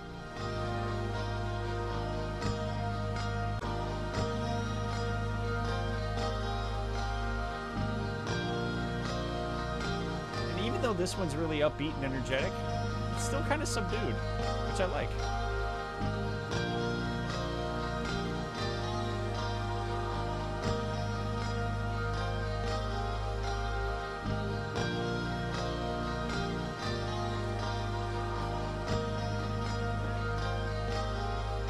You'll recognize right here is where some of you are going to recognize this if you listen.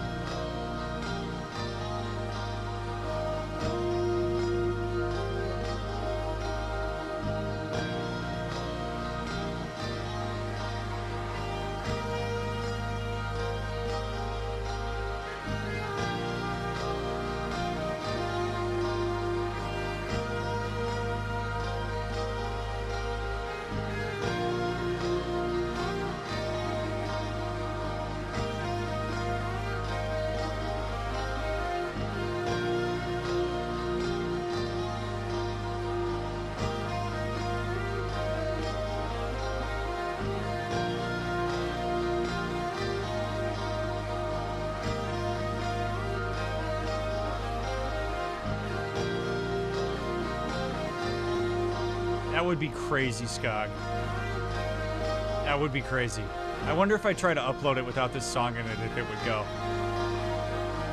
Because this song, it's not technically a cover.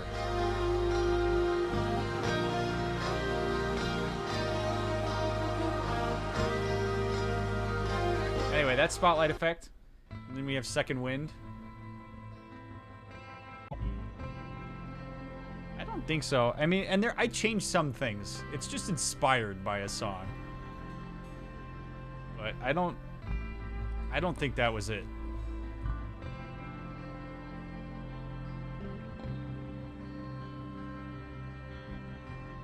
Second Wind is a very short song. It's got cool vibes. It sounds very far away.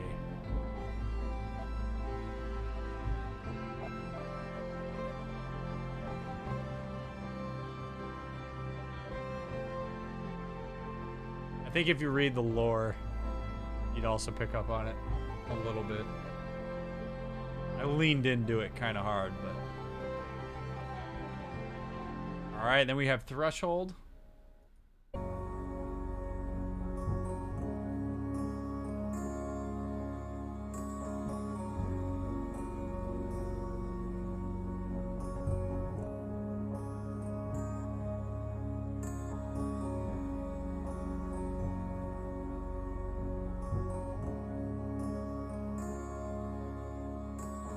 Chill.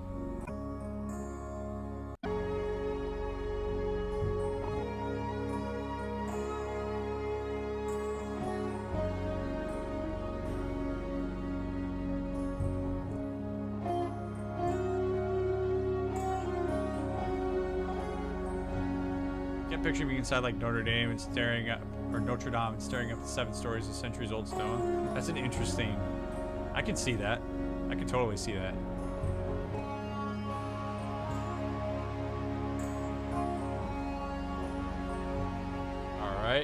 And the final song on the album, it's called N2 Bypass. And it's 21 minutes long. It's the longest song I've ever released. So if you fall asleep during the album, this will keep you going for a while. This is 21 minutes.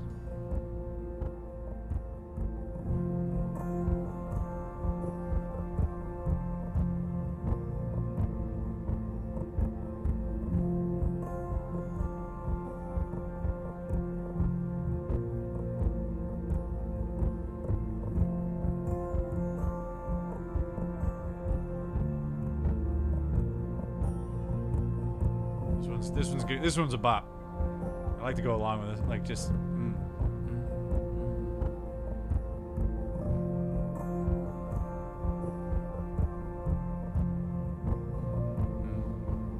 right, I'm going to let this ring out while I set up the guitar. And let's do a little interactive guitar night, huh? First ever.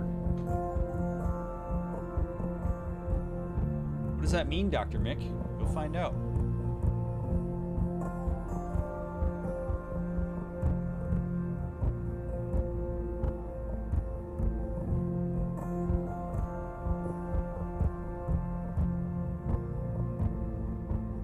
What's up, Benjamaru? I'm a psychology major and I love your playthroughs. I'm so glad. Thank you for watching my stuff. I really appreciate that.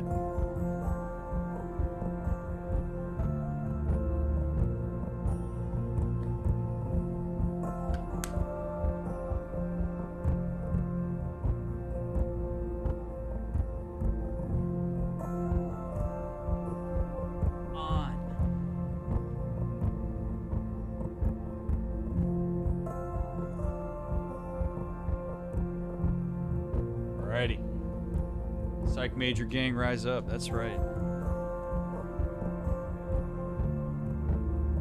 Okay.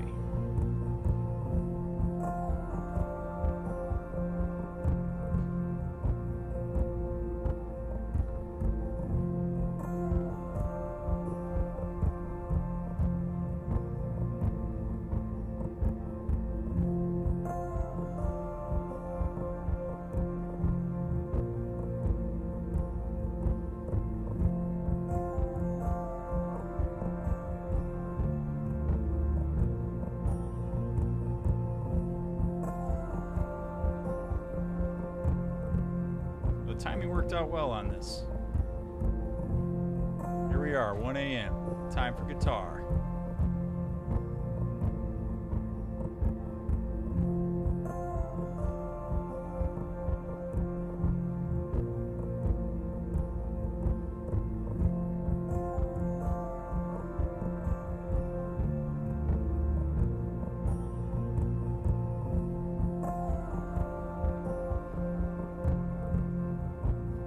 Okay, so here's how we're going to do this. I am going to put I'm going to put this in as if it would be a giveaway.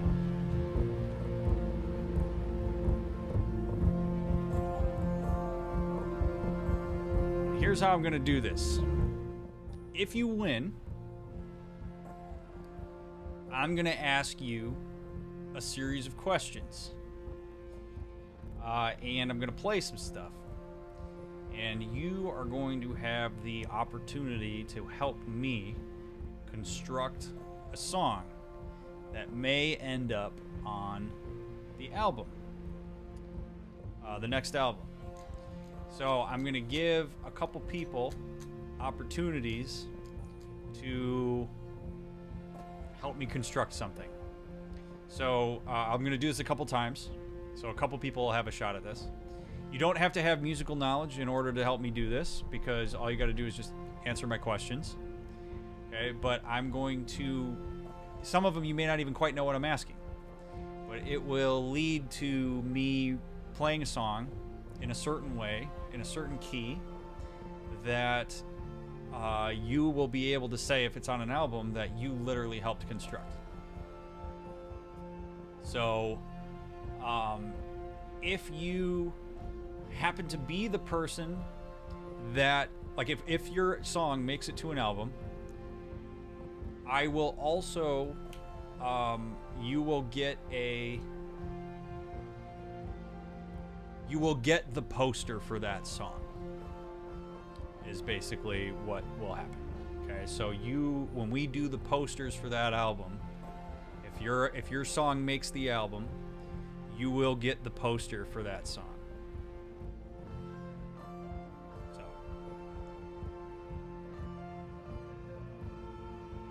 okay, so in order to be put in for this, it's exclamation point me please. Okay, so I thought of this idea this afternoon, and I think it'll end up being pretty cool. So exclamation point me please. I'm going to set the timer, and if you want to be involved, if you want to have an opportunity to shape a song, This will enter you into that.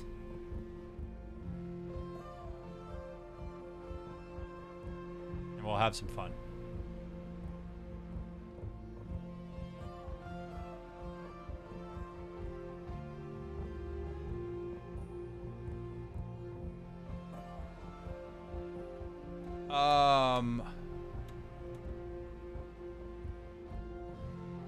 The person who just sent me the $20 tip, it says your real name, so I don't want to say it on stream if you don't want that said. Shoot me a DM on Discord and let me know. Tell me your name so that I know it was you, and I will send you the album. Thank you very much. Okay. Exclamation point me, please.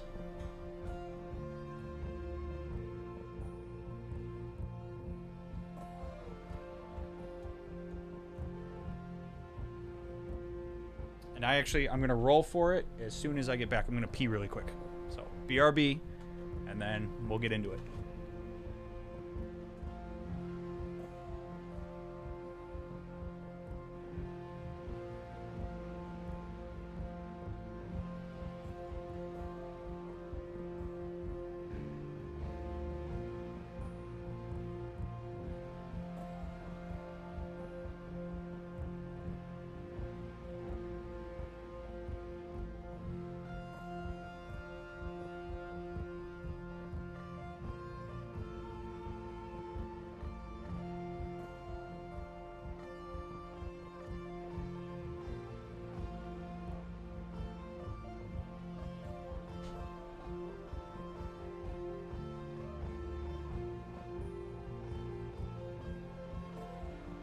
Okay. It's you. Okay. Awesome, comma. Alrighty. Let's get the mood lighting going, huh? Actually, I think this is fine.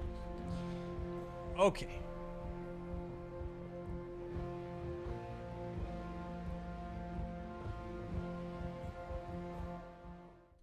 Alrighty. So, the winner is Nick. Nick L. Come on down. All right. I am going to ask you questions.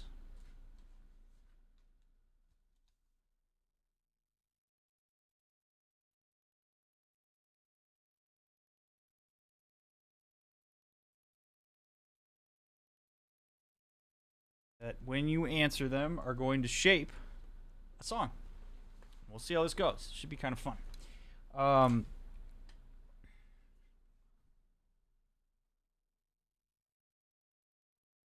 So, first question I have for you, Nick.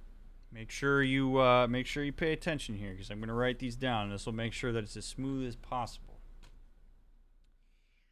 So, I want you to choose any number between -4 and 5. And that can include 0. Okay? Any number between -4 and 5.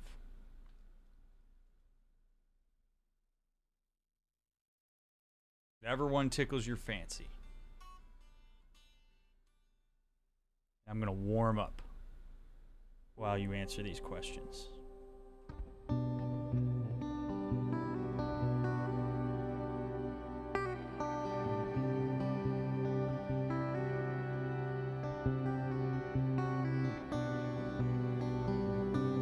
Three. Got it. Okay.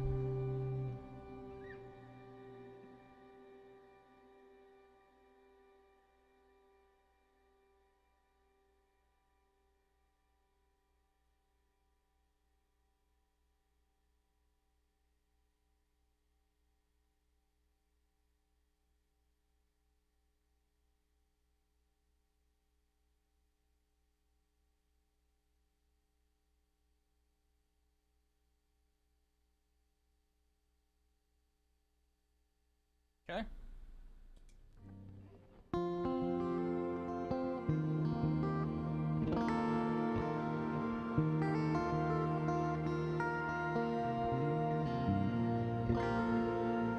Alrighty. Now what I want you to tell me is bass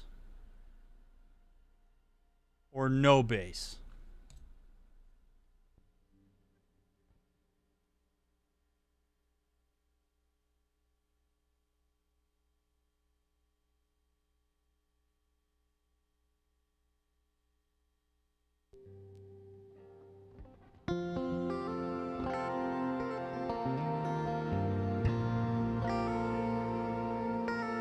And after you answer bass or no bass, I want you to tell me percussion or no percussion.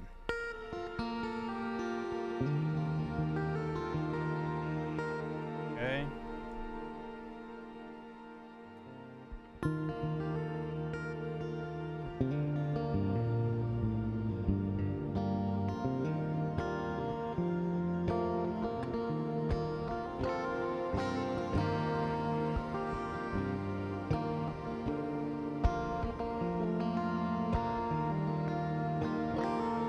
After you tell me percussion, I want you to tell me if you want the song to be upbeat or if you would rather it be more subdued in tone.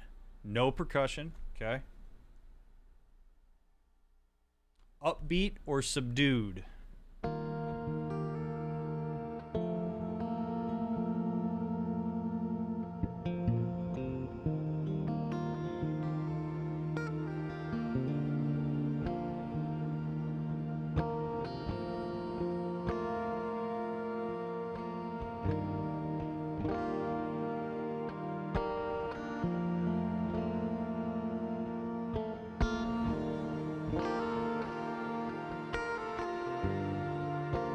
Dude, got it.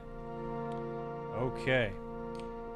Now, would you like me to... How do I want to ask this question? On a scale of... So 1, 2, or 3, 1 being barely any, and 3 being go wild, how much of my pedal board would you like me to use? How much effects would you like me to use? 1 is very little. Keep it simple. 2 is throw a few effects in there. And 3 is I want you to really get some effects going.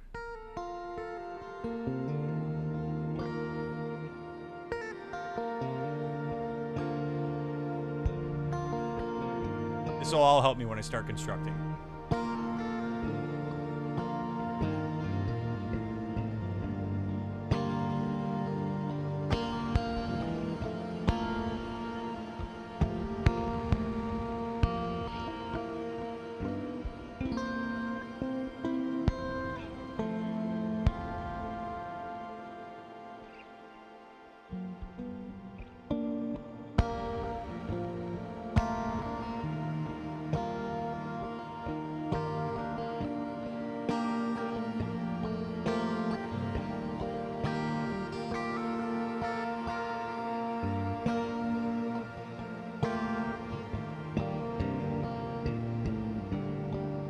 Two, got it. Okay. All right.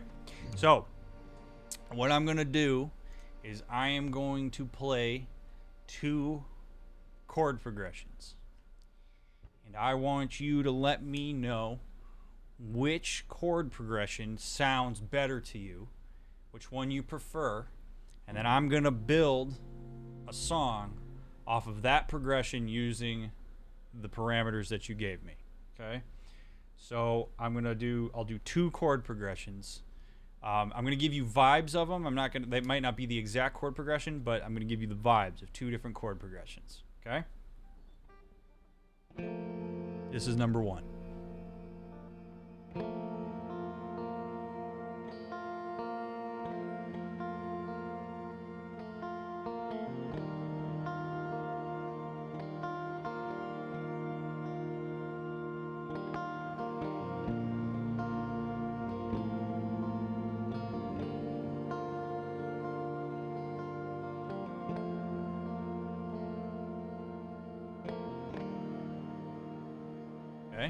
That's number 1.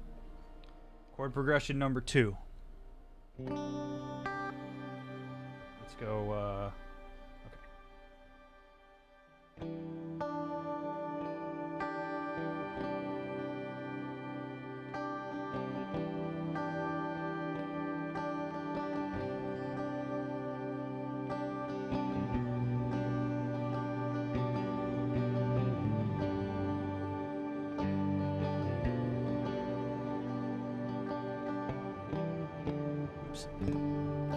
Let me try that again so it's not.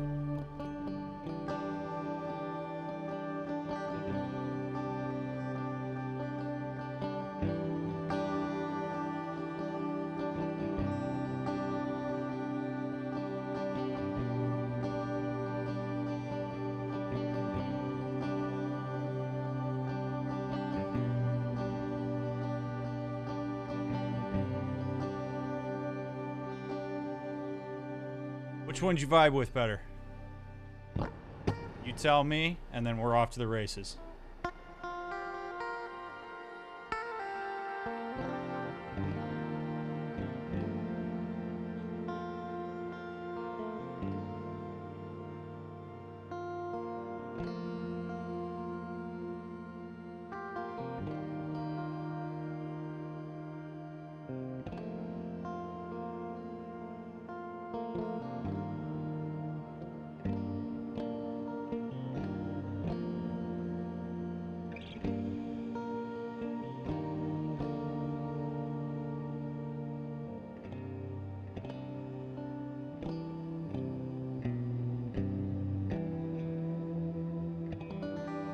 Like them both. I'm vibing with the first one hard. Done. All right, here we go. Chat, let's see what you think.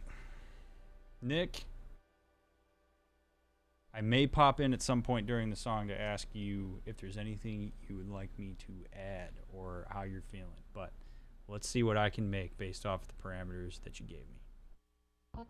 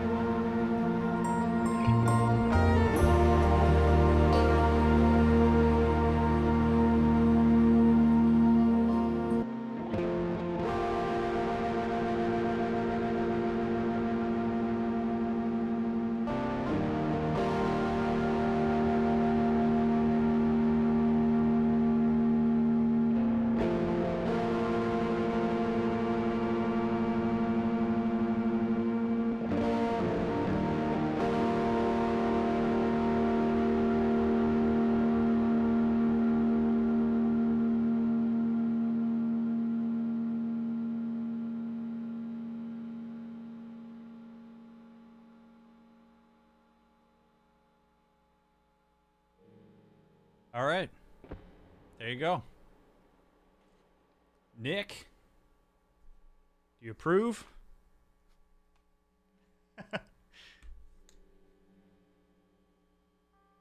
You don't have to answer that, but that was fun. We had no percussion. We used the bass. It was subdued. We used that chord progression. Used a moderate amount of effects. So like I say, if that song makes it to an album, you will receive the poster for it. We all drove to the beach for that one. Nice. All right. Let's do so. Everybody give Nick some props for answering the question and producing that. Let's do another one. Exclamation point now me. We'll get you in, and you will get to go through a similar, yet maybe slightly different process to Nick.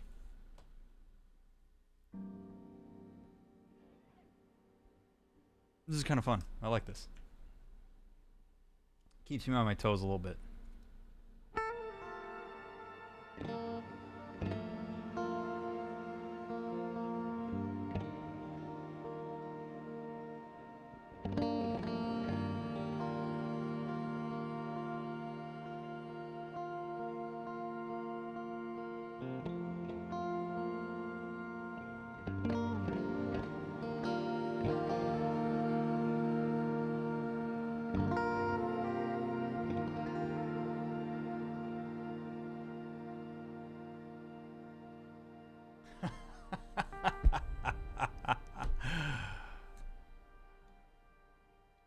Guess who?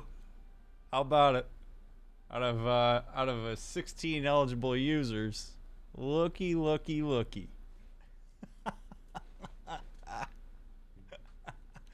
How about it?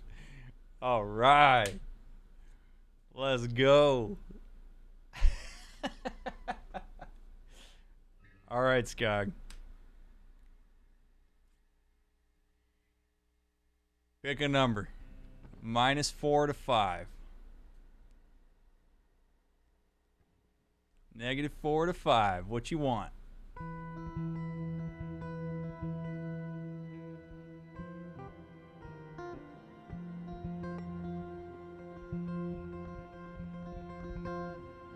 -2. All right.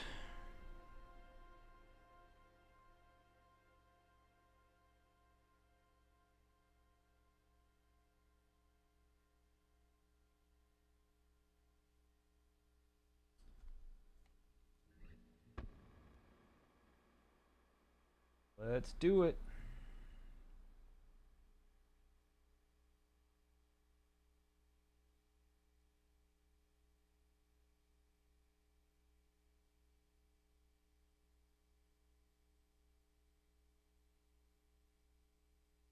Skog, the next question I want you to answer is, do you want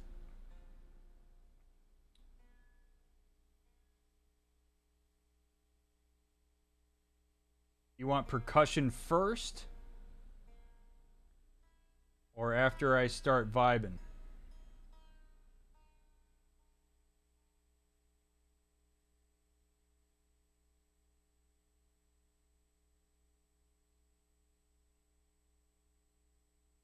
Percussion first or after I start vibing?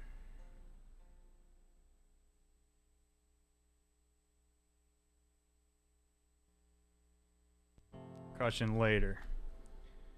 Okay.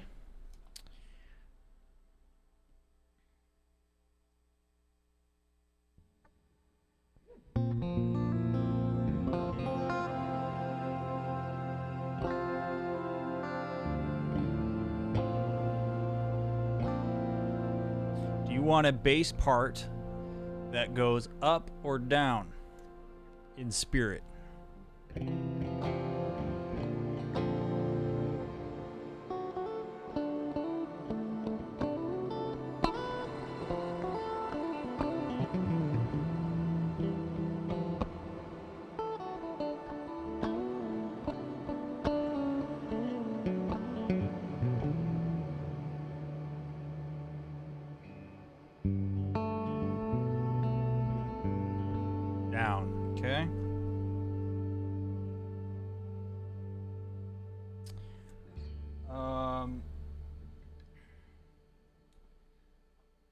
Let's see. I got questions, but I want to make sure. Okay. Would you like a steady song all the way to the end? Or would you like me to break it up at some point and add a unique ending?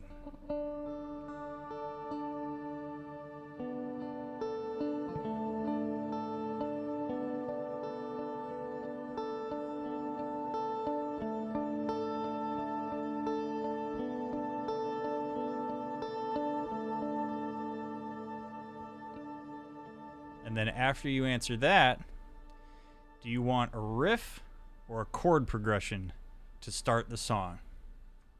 Okay, so steady, riff or chord progression to start it off?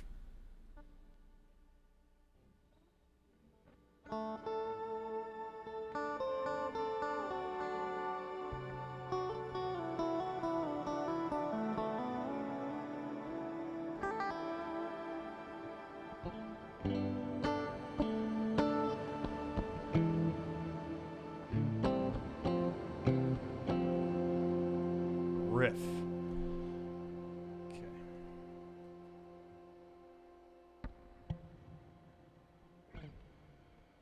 All right, let's see. I'm going to give you an option as well. Let's see. How do I want to do this? Riff's a little bit trickier.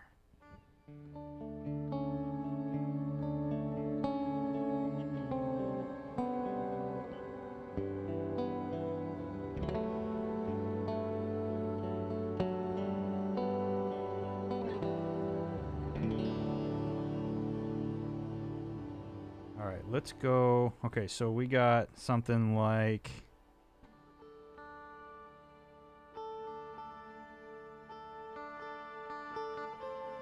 Oh, hold on. Okay, something like this.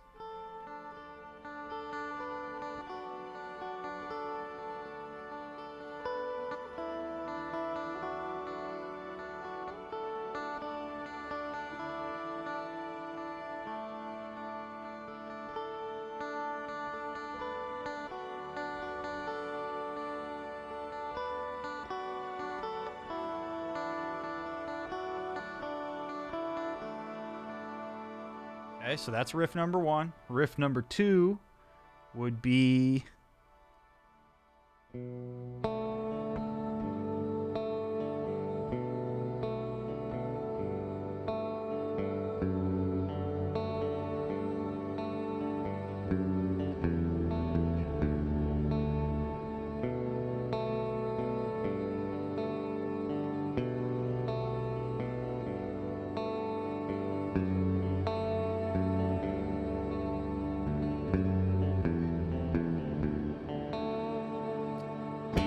something in the veins of one or two, and then we're off to the races.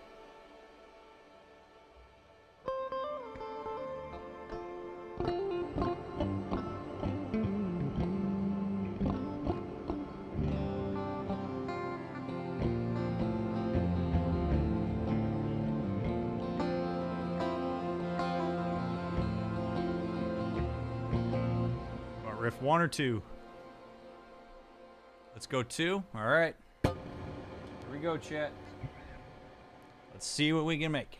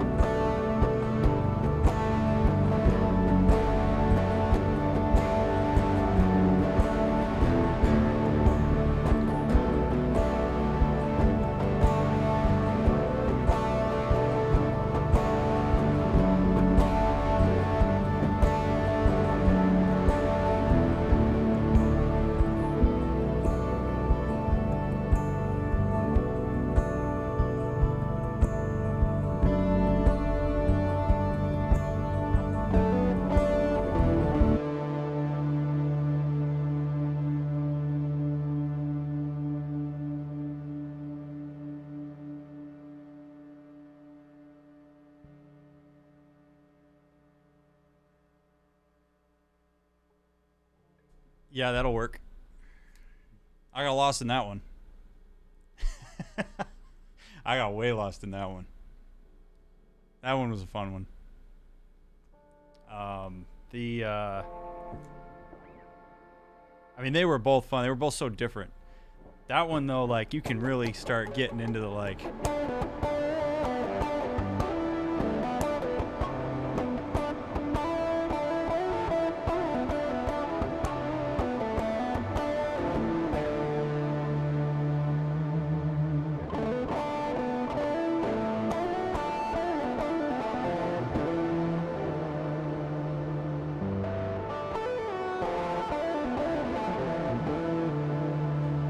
thinking about that one. So funny enough, I think it was maybe I was picking up on the beach vibes from the first one.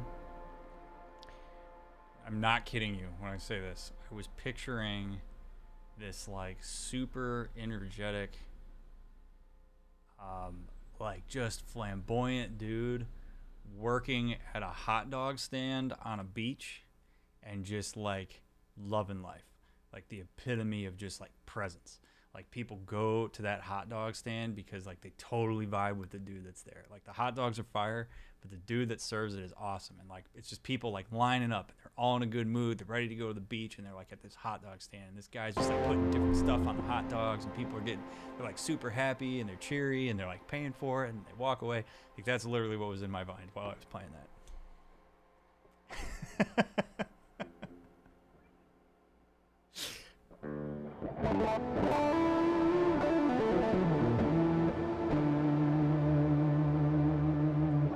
So,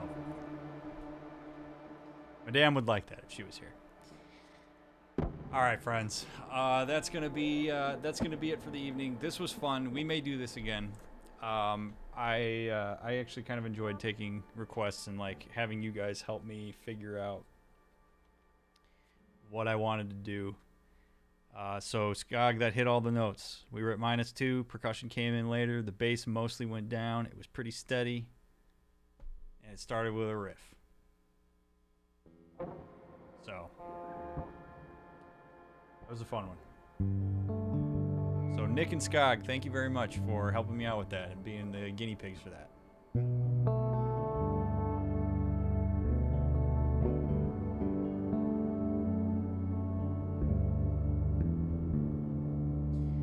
I would like to say thank you for one more time.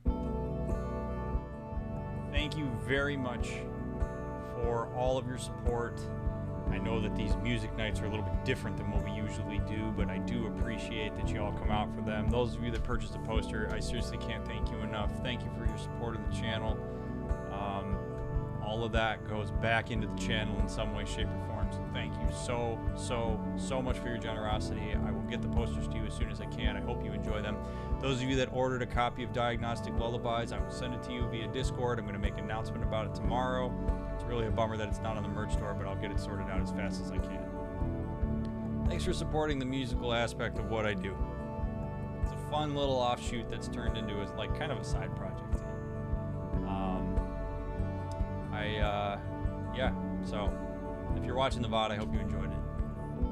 But y'all are awesome. You really are. I'll be back tomorrow. We're going to hit up Cyberpunk tomorrow. Tomorrow at 6:30, I'm going to be on with Sean and Jared over at the Concession Stand podcast. So make sure that you stop by. And we're going to talk about Hot Fuzz, which is a movie I hate. So it's actually on Sean's Twitch. I thought it was on his YouTube. It's on his Twitch. So twitch.tv/SeanH. I'll post the announcement when we go live tomorrow, but it'll be a fun one. And then the plan is afterwards to jump into Cyberpunk. I got to rewatch it tomorrow, Skog. Actually, I did not get a chance to watch it today, so I'm going to watch it tomorrow. Allie's going to watch it with me, so... All right, friends, as I always say before I leave, I mean it for each and every one of you. I hope you say it to yourselves as I say it to you. You matter. Your experiences are valid. Don't let anybody ever tell you otherwise. Have a wonderful morning, afternoon, evening, or night, wherever you are. And I will catch you tomorrow. Much love to you, friends. will see you there.